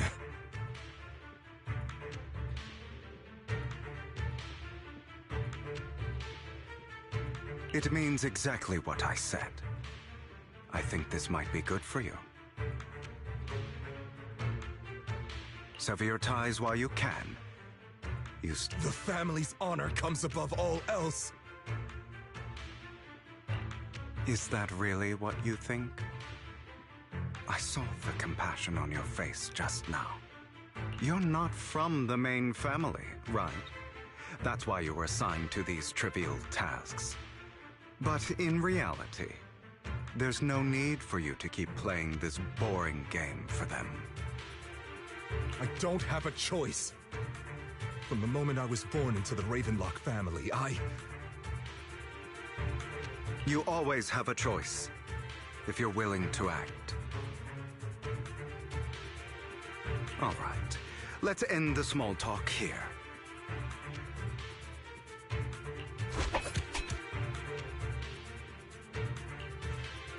Don't worry, Lycon. I didn't hit them too hard, just enough to keep them quiet.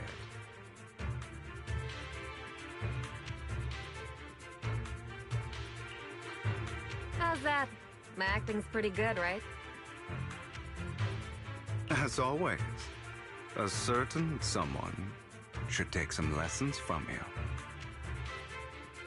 I'll leave the rest to you then.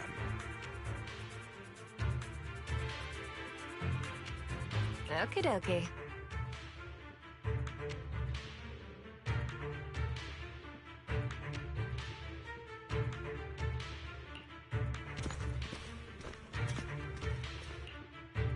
Okay, now can you tell me exactly what's going on here?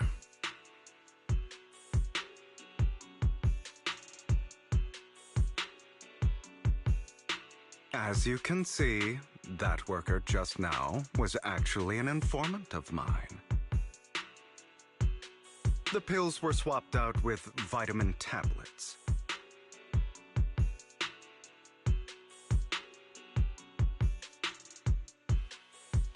Outside of this batch, some workers have already taken the actual substance Hartman has.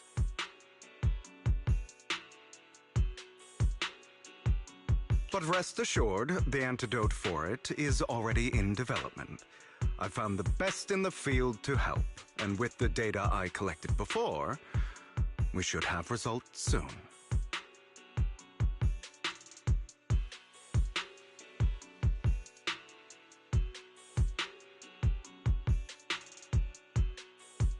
I wanted to ask, the reason you decided to lock yourself in a room and endure the effects of the drug.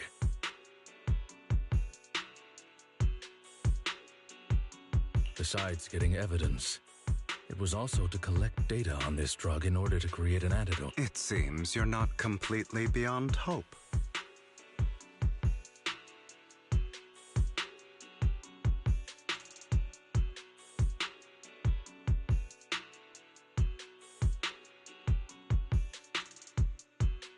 I thought you were just being stubborn. Sometimes I wonder if you know me at all. Then, I have one last question. Why did you never tell me any of this back then? The truth is, I heard before he passed away in that small attic, when Jack called you aside and gave you those warnings. When he told me you might go down the wrong path? That's right. You never said anything. What would I even do? Scream and rage over your suspicions? You know there's no way I'd allow myself to do such a thing. Besides, back then, even I was confused about myself. Jack, It's all in the past. You don't need to explain anything to me. Enough. We should get going. If we're going to reminisce over the past, we should find a more suitable location. Lycon, That incident back then. I didn't do it. It was a scheme Hartman devised to take over the family. It was Hartman who killed my father, too. I only discovered the truth long after the fact.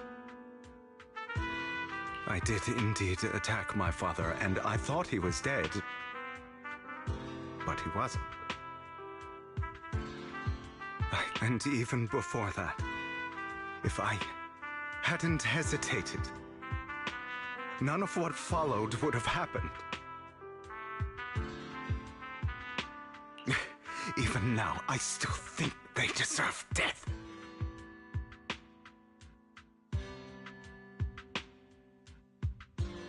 But I no longer care to personally deliver that fate. They're beneath me. And I have more important things to do. You?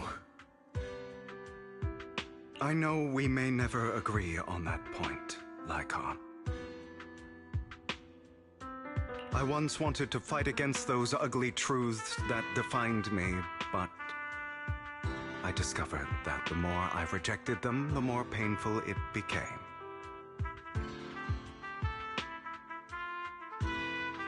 So, I could only accept that crazed, hateful, and malicious side of myself. As long as I know I will never become like my father, like Hartman, that is enough for me.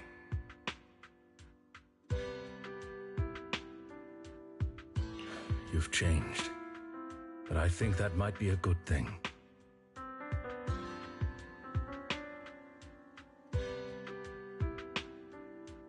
Don't patronize me.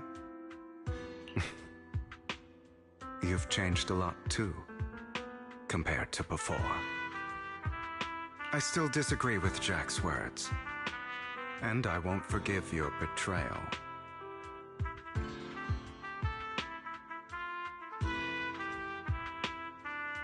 I will walk the path I believe is right, even if I must tread over thorns and through the mud.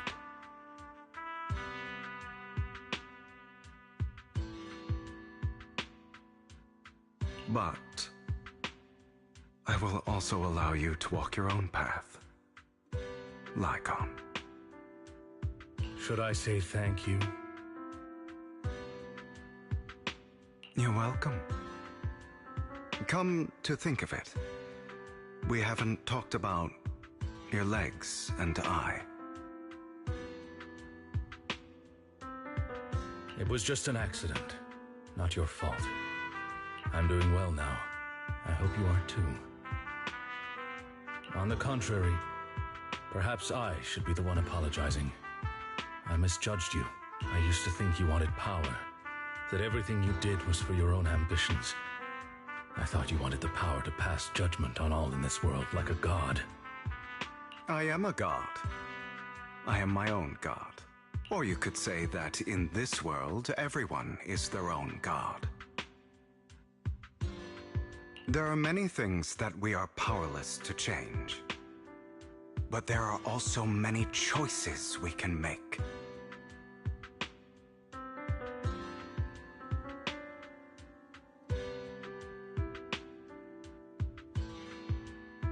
Just as I said before, I am the only one who can kill me or save me.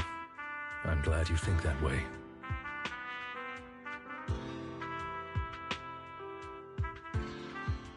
Let's go. I still have one last thing to do.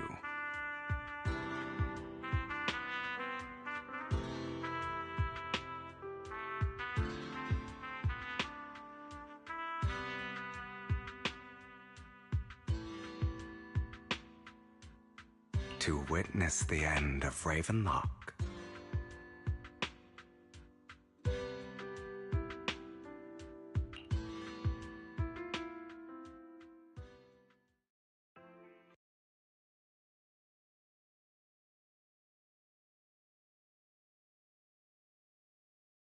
You really think you can take my place if I die?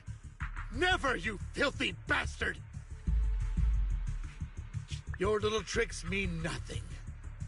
As long as the Ravenlock family stands, I can still get back on my feet.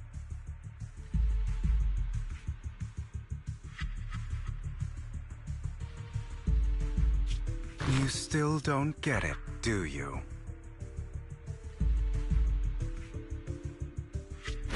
This was never about avenging my father. And I don't care about taking your place. I didn't come this far just to kill you. That'd be pathetic. Right on cue. Why don't you take a look at this, Uncle? On behalf of TOPS, I'd like to clarify that we had no involvement in the Ravenlock family's actions. TOPS is officially terminating all partnerships with the Ravenlock family, effective immediately. We will have no further affiliation with them. Are you crazy? What the hell do you get out of ruining the Ravenlocks? You want to be a petty thief forever? Thief? Oh, Uncle. Allow me to reintroduce myself. I'm the name people whisper about. The one who robs the rich and gives to the poor. I'm the master con artist who can fool anyone, anytime. I'm the leader of Mockingbird. The one who turns every headline into my own stage.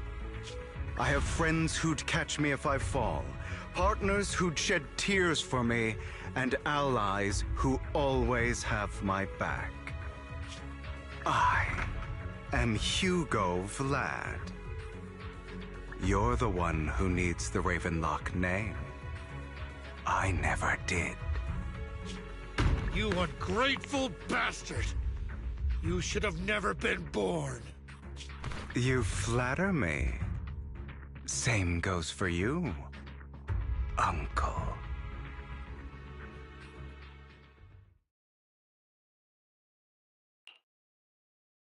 You've done well, Vivian. You had better give me an explanation. And here I thought this would be a touching reunion. What's with all the anger? Hugo, I'm a member of Mockingbird too, and I mourned your death. Listen, Vivian. I don't want you or the people you cherish to get caught up in danger because of me. I've always been selfish. So I don't hesitate to use you all as variables in my plans. But it is because I am selfish that I also don't want my failures to affect my treasured companions.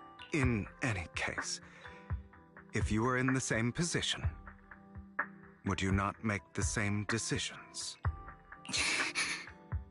Lycon's taking care of everything outside. We should go.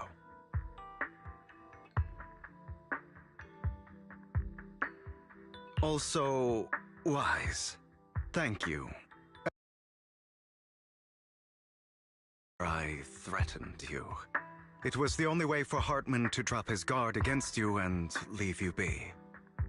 I, Hugo Vlad, am forever indebted to you.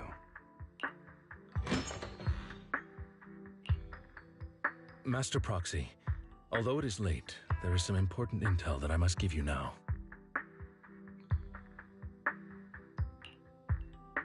Did you know about Hugo's plan to fake his death and everything that's been happening, Lycon? I was simply playing along.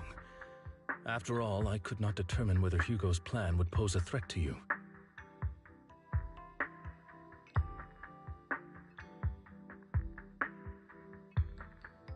You are a student of the Mayor's late friend, and I am obligated to protect you.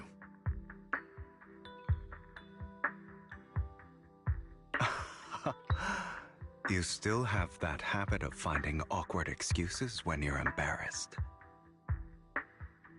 Mr. Hugo Vlad, If you have any important intelligence to share, please do so with haste.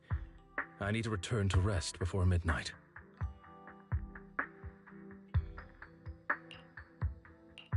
You two sure are, close? For the sake of a certain old fossil's sleep schedule, I'll keep it brief. I learned from Camille that Dina intends to embed the sacrifice core into the sacrifice. Apparently, it will make the sacrifice much stronger. Sacrifices created this way will not retain their minds and will indiscriminately attack all living beings, including their creator. So the Exaltists don't do this. It would bring them no benefit.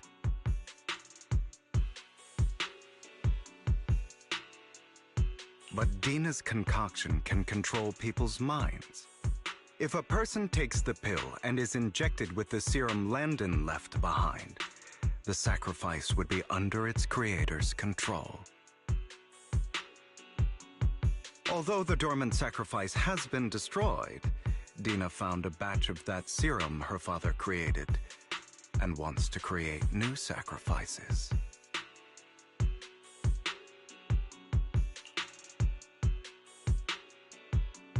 Putting aside the sacrifice for now, Hartman's sacrifice core is fake. We don't know where the real one disappeared to. The real core has always been here.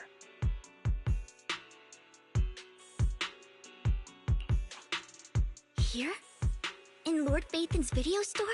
Vivian, do you remember when I suggested you give that collectible to our dear proxy?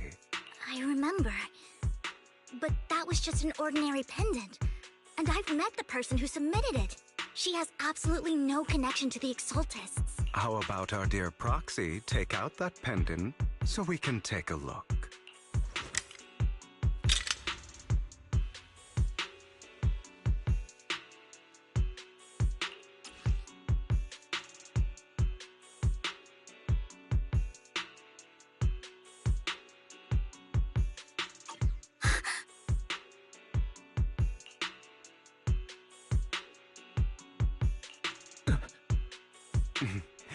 I'll take your surprised expressions as a compliment for my little trick.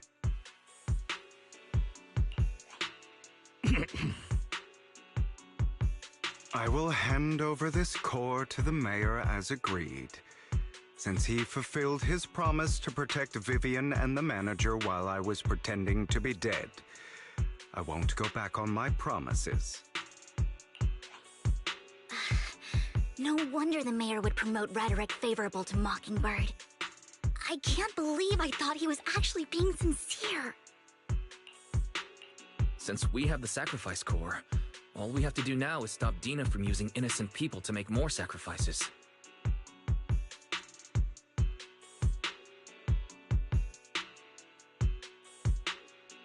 Yes, and we need to destroy the last batch of Landon's serum.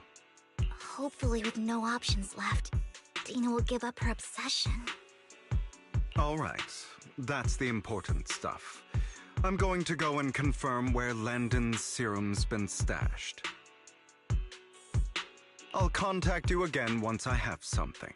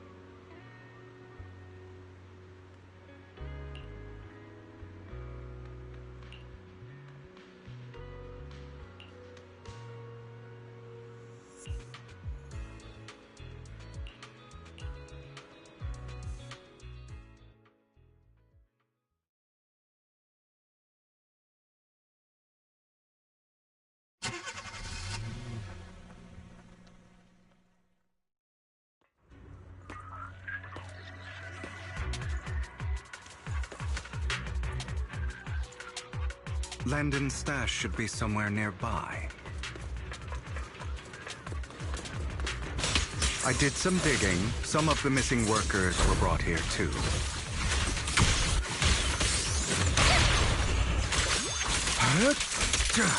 Dina's getting ready to make her move.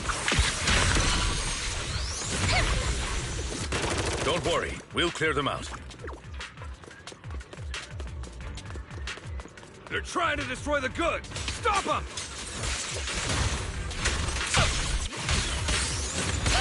We need to take care of the guards first.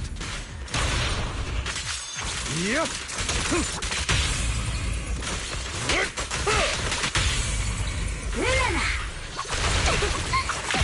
Some of the serum is stored in this warehouse.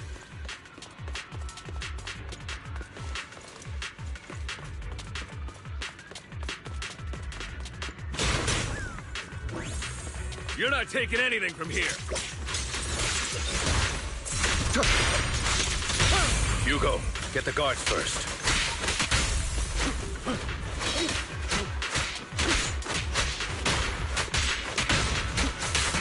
Clear out!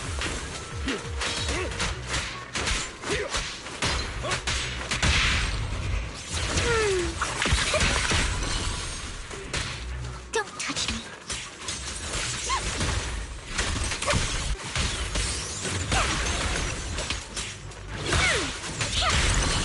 The wind. You just stepped into your own grave!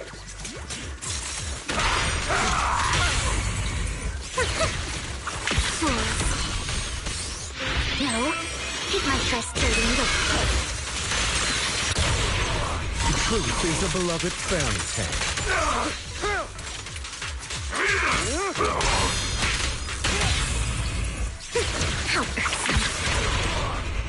A deep clean. Out of my way!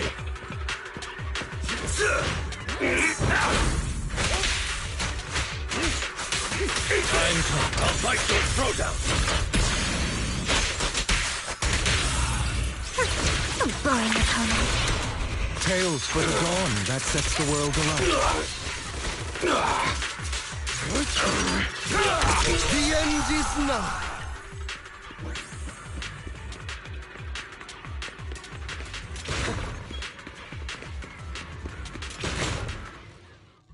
More of Landon's serum survives than expected. Fortunately, since they're still here, it means Dina hasn't executed the final step of her plan. There's likely a lot more stashed around here, and we have yet to locate the missing people. Our actions here won't go unnoticed.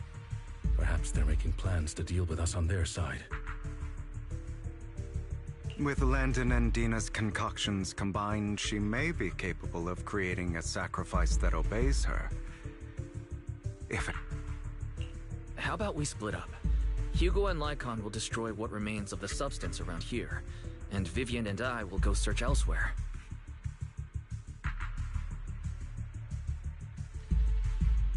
Very well. Let's go with your plan. But be careful if you encounter Dina and her people. According to Camille, she's absolutely obsessed with completing her father's dying wish. Who knows what she may try? Let's part ways here for now. And perhaps the other manager could use Eos to guide us. Sure. I've been feeling way better these past few days, so just leave it to me.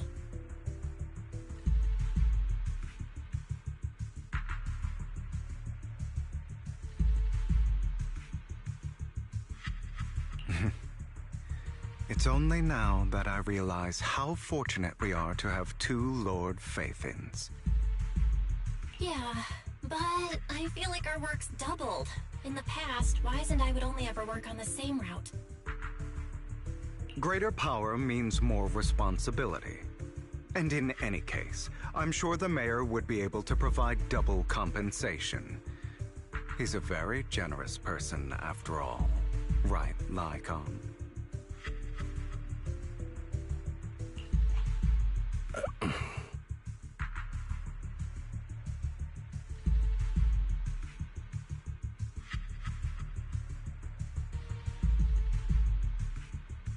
I will request additional compensation from the mayor. It's not about compensation. It's just... I'm still not used to us being separated in the Hollow, so I'm worried about Wise's safety.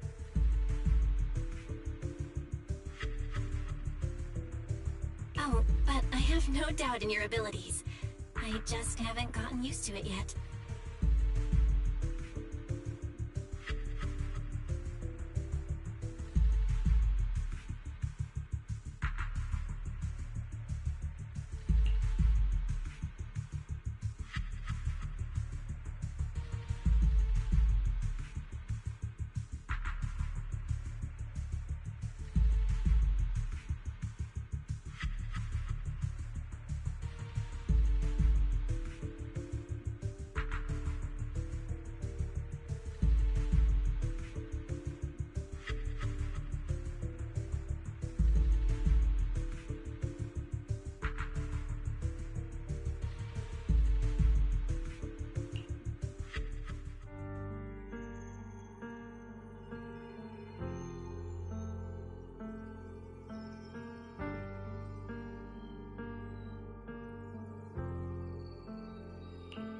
This is the future I saw.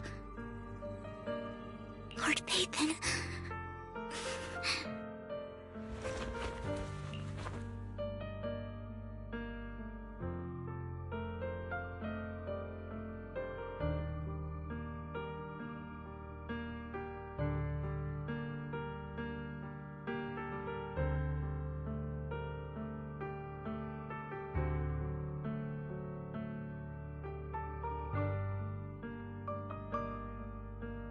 I'm sorry.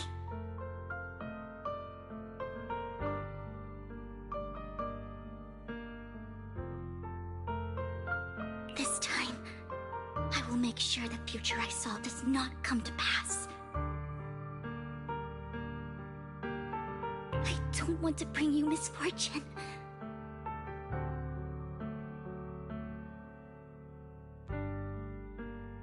That's all I wish for.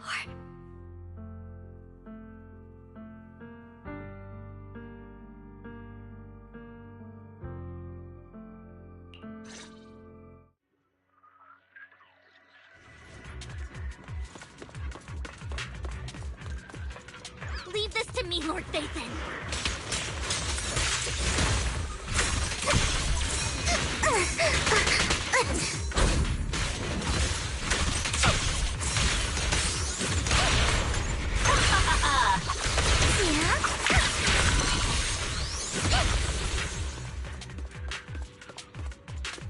Lord Phaethon, there might be more serum here.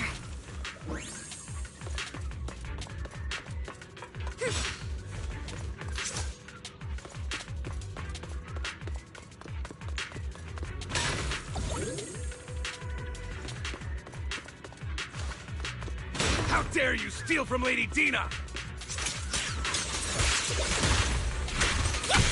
I'll try to go easy on you. No promises.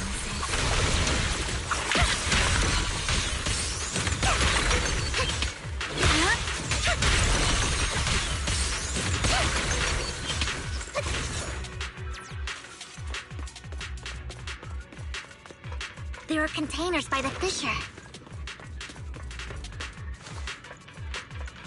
There's got to be something inside.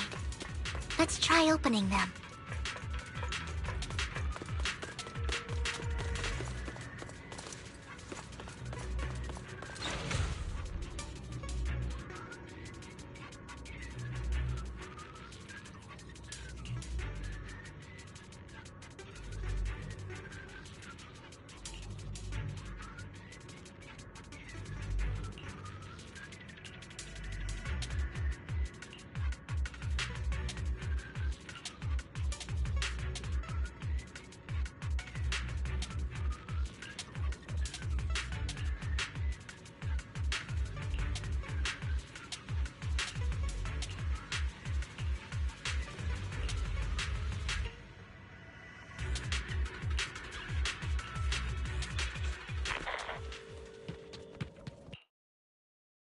It must have been tough for you to find this place.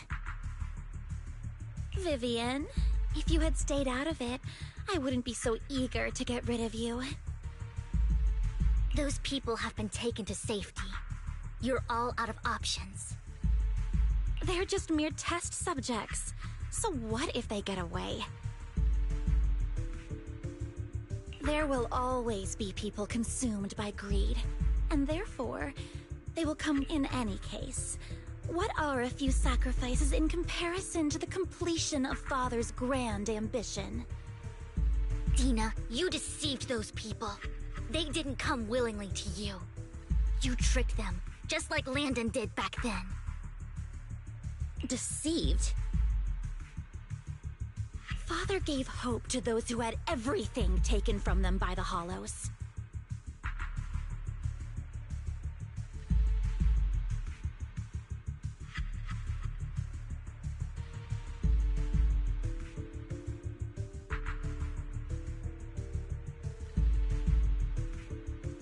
Vivian, you once rejoiced at the hope Father offered you, too.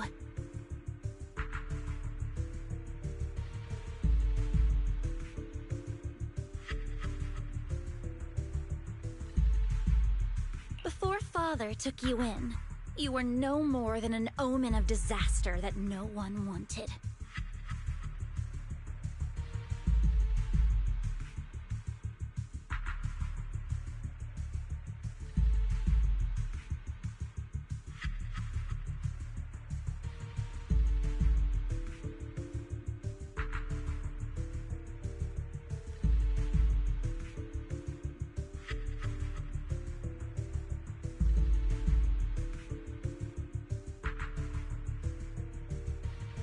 It was Father who gave you shelter and a purpose for existing.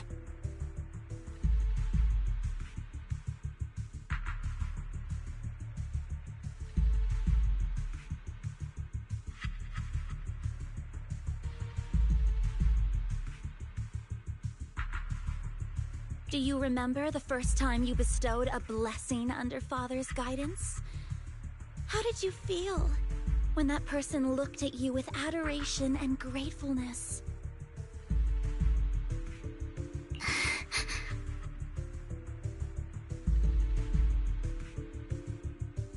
That was the first time you felt hope.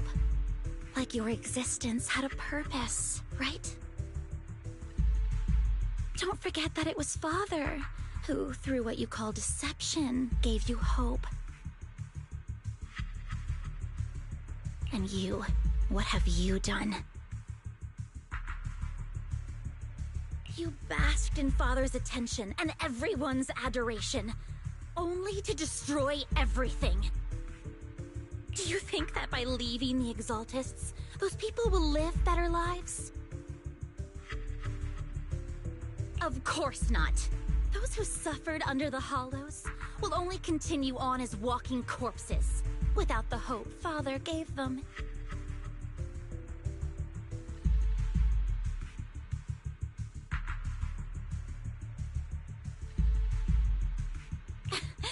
Do you really think you're some sort of savior, Vivian, in the end? You're just an ungrateful brat who brings misfortune to those around her. It was you who destroyed everyone's hope. Not everyone wants to live in false hope, Dina. You say it's because of greed that people willingly become your sacrifices.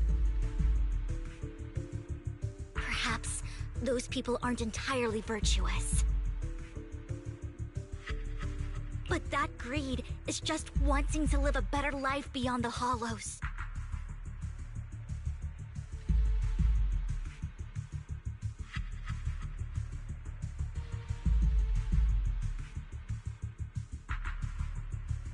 What you and Landon have done was never about giving people hope, but exploiting it. Stop lying to yourself. Deep down, you know what Landon did was cruel.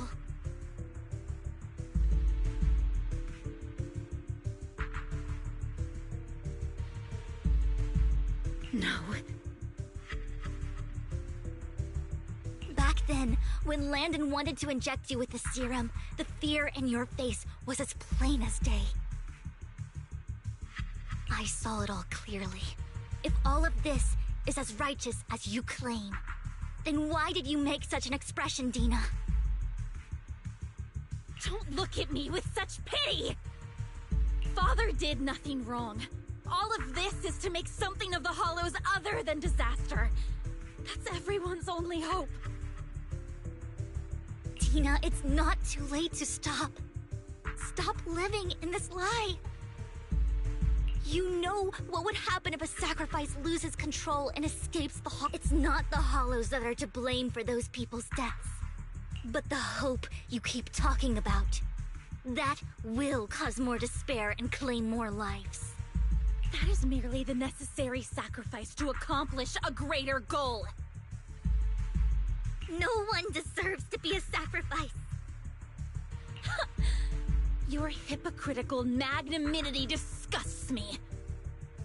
I can always go and get more test subjects if they've escaped. And I will be able to replicate Father's serum with enough time. With you gone, I'll be able to complete Father's gift to the Creator and fulfill his last wish. Camille, release the failed subjects. Lady Dina.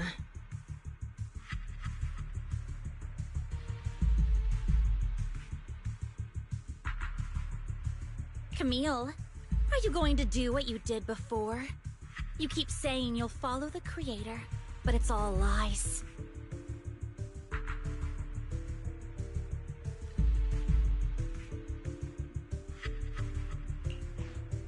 Lady Dina, the Hollows took my family from me. I understand that there's no way to get back what I've lost. It was Lord Landon who told me that the Creator would guide me. One day, Hollows will no longer be disasters. Everyone will be able to survive inside them. I look forward to the day when this hope becomes reality. I watched you grow up, and I know that you've always looked up to your father. He gives you hope. And I destroyed that hope with my own hands.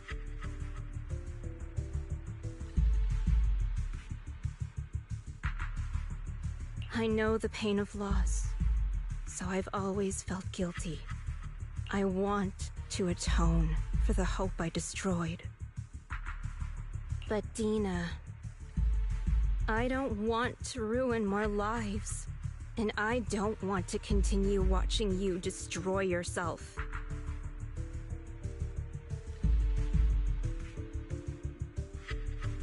Vivian is right. Not everyone wants to live in false hope. So, please, stop. Camille, are you abandoning me too? I'm not abandoning you. I just don't want to see you go past the point of no return.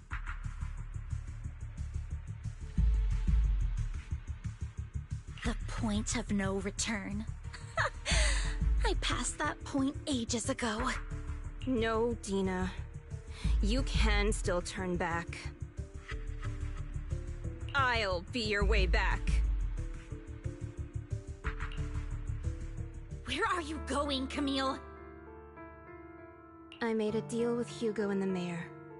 If someone needs to take the fall for this, let it be me. I did it. All of it. I've been forcing Landon's only daughter, Dina, to research how to create sacrifices. I colluded with the Ravenlock family for my own gain. Everything Dina did was under duress.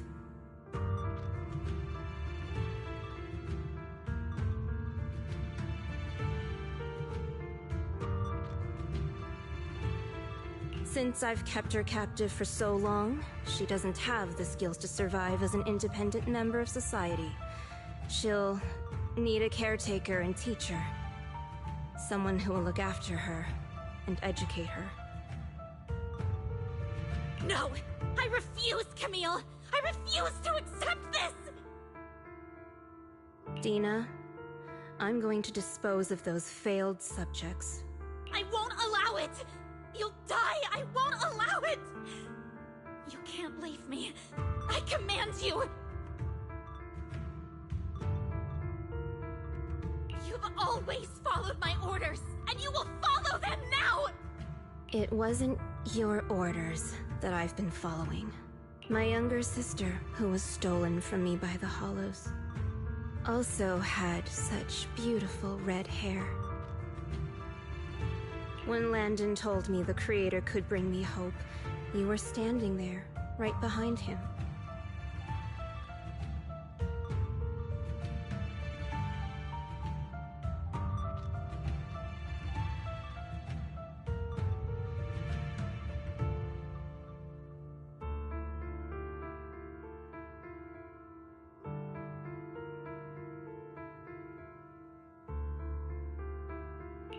I was certain, then and there, that this was the hope the Creator had given me.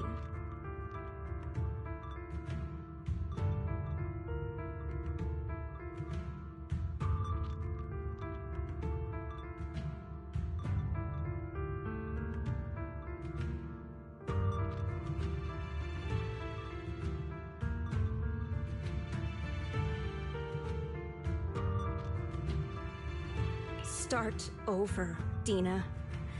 You still have so long, so much time. You'll make friends, find people who love you, and make many beautiful memories.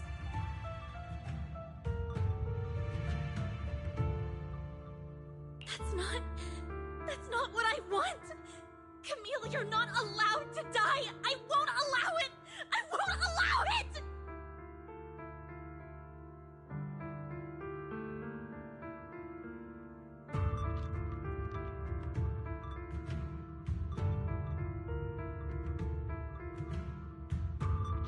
Goodbye, Dina.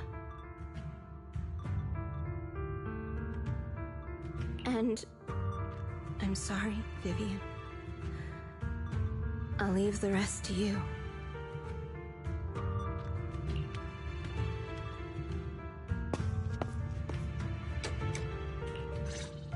Let's take out these ethereals first. We can't let Camille's efforts go to waste.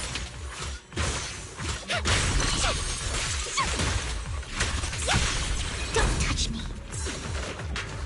Notice me. Lord me.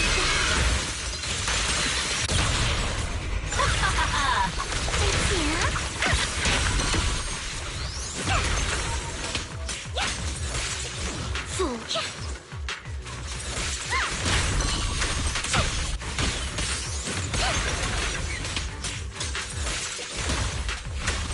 Let's go after Dina, Lord Phaethon.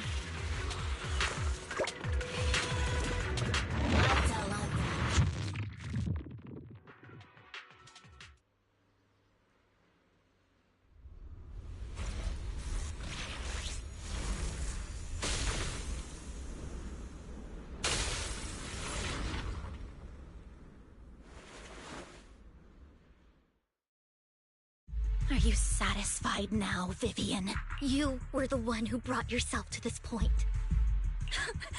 You're saying this is all my fault? Losing my father, losing Camille. I wish you had never come into my life. At first, when Father brought you home, I was happy. There are so many Exaltists, yet Father never allowed me to get too close with any of them. I never had any friends either. But when Father brought you back, he told me to take good care of you, that you were my first friend. I was also so happy the first time you took my place in helping Father select a person to receive the blessing. Because it meant you were different from all those other people. You could stay with me. But soon, I grew jealous. You took the attention that should have belonged to me. You even took Father's love from me. It's only because of my ability that Landon... I know, but...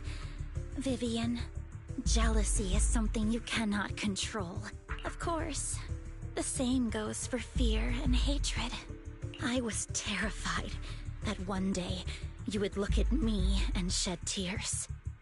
I knew if that day ever came, Father would nothing upon me. Why are you still defending Landon? And why didn't you tell me back then? If I had known earlier, maybe I could have found a way.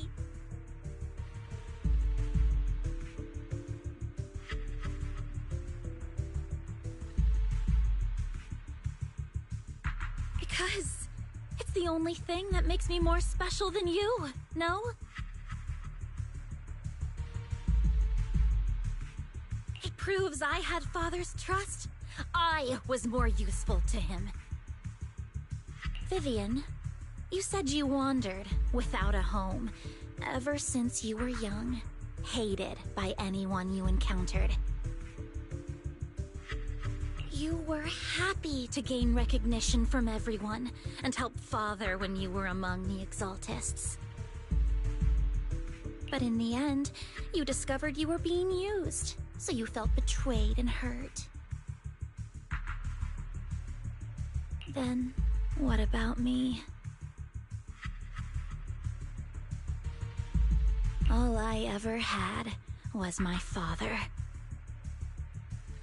I've never known a life outside of the Exaltists. Ever since I was young, my only purpose was to help Father select who was to be blessed. The only purpose I had was my father and the Exaltists.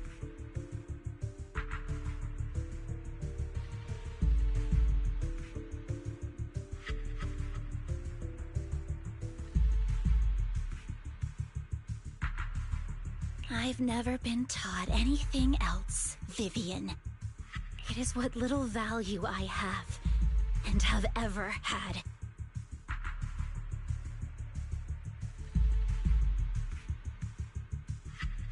In the end, you took even that from me, and completely destroyed it.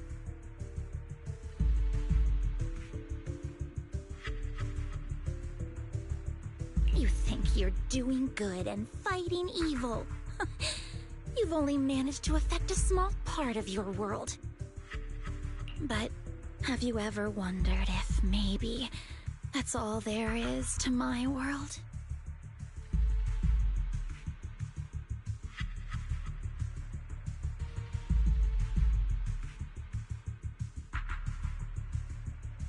I never wanted to hurt you.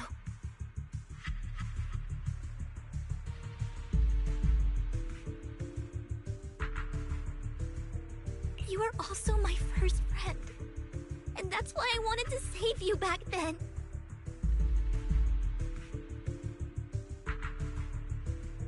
Save me? You and Camille all talk about saving me. Why don't you understand? To me, loss is so much more painful than death. Tina, you can start over. Everything Camille did was so you could live on. Let's leave the Hollow together. There are so many amazing places in New Eridu. This time, I'll take care of you. I've also met so many amazing people. I'm sure they'll love you too. Okay, Dina? Vivian, I can't forgive you. And I don't want to forgive you. I have nothing left. If what little hatred I do still harbor were taken from me, well, I refuse to be so pitiful. I won't apologize, Vivian.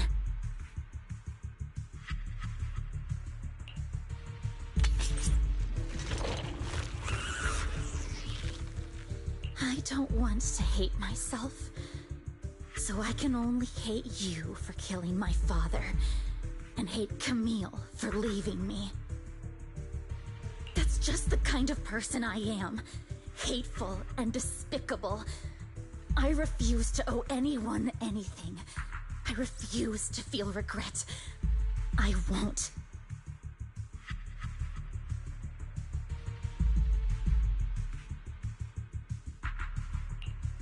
Vivian, I will keep hating you. I will take all who are precious to you. I will also hate Camille, so I won't do as she wished and start a new life. Vivian.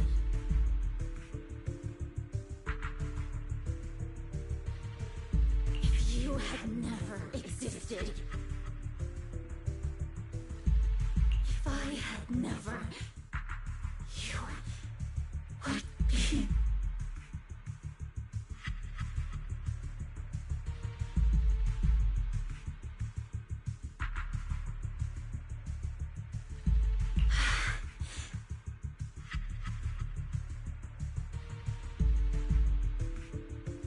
Lord Phaethon, please do not interfere.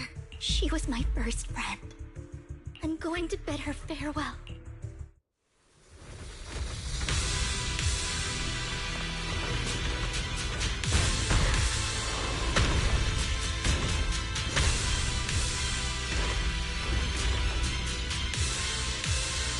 Dina, soon the pain will be over. Lord Phaethon, don't come any closer!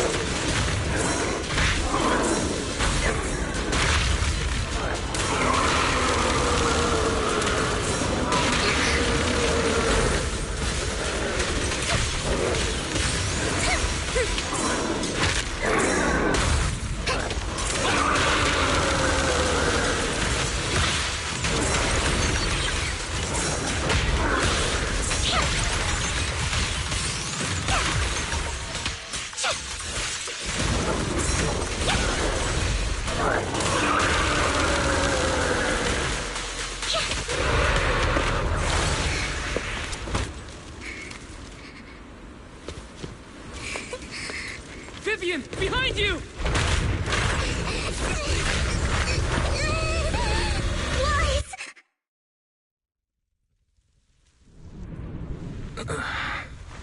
What happened? What the...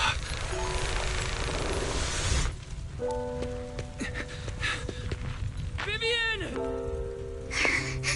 Lies. Don't come near me. This is my own choice.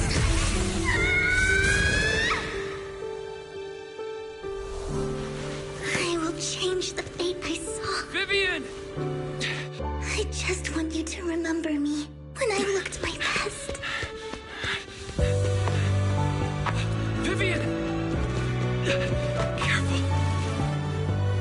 Vivian, your body... I'm sorry you had to see me like this, but I don't want to be the one that only brings misfortune anymore. No. There's got to be another way. It's so warm, and the night is beautiful. Vivian?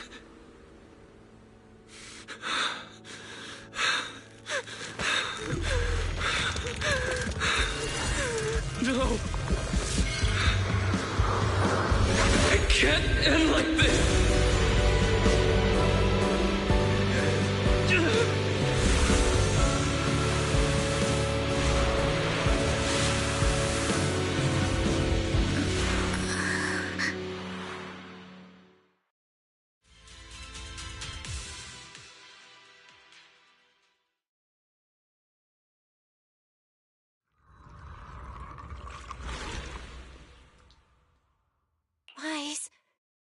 Wise!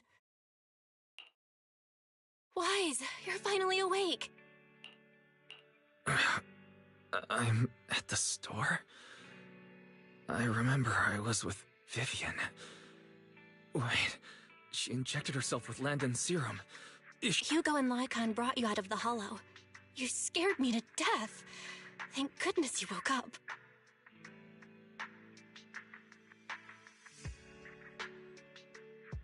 And you said Vivian used the serum on herself? But she looked fine to me, bar a couple of scratches. Hugo sent me a message earlier saying he got her checked over and she was all right. Do you remember what happened? The situation was dire, so Vivian used the serum on herself to defeat the ethereals. I saw the crystallization process starting to occur. I can't describe exactly what happened. I saw something blurry, but I just wanted to stop Vivian's corruption process. I don't know exactly what I did, but then I lost consciousness. What happened after that? When I let Hugo and Lycon there, it was just you and Vivian lying there on the ground. We couldn't wake either of you. Let's put that aside for now. Do you feel any discomfort-wise? I'm a bit dizzy, but otherwise, I'm fine.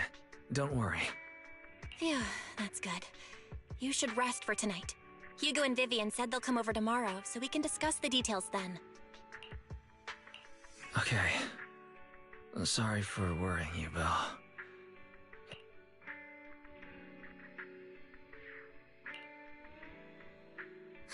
Lord Phaethon! How are you feeling? No headaches? Leg pains? Heart palpitations? Loss of appetite?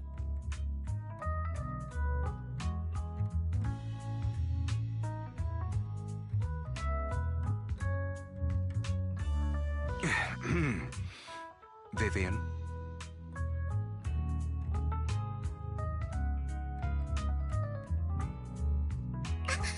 I was just so worried. Sorry.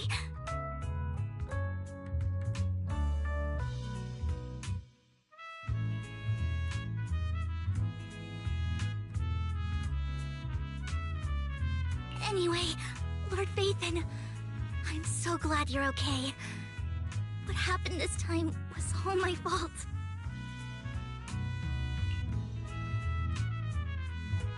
Things were dire, and you did what you had to. Plus, if it weren't for you, we wouldn't be here now. So what happened? Wise said he saw the crystallization process start.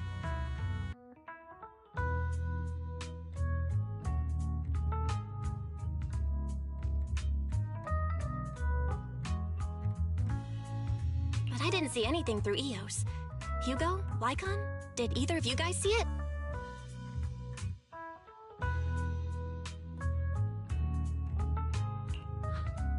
Allow me to explain.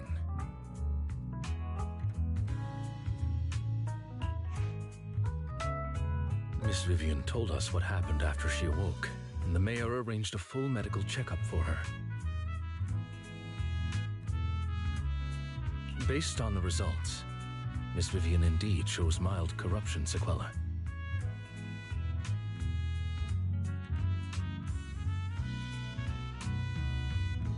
But if the crystallization process had already started, the lingering effects should be far more severe.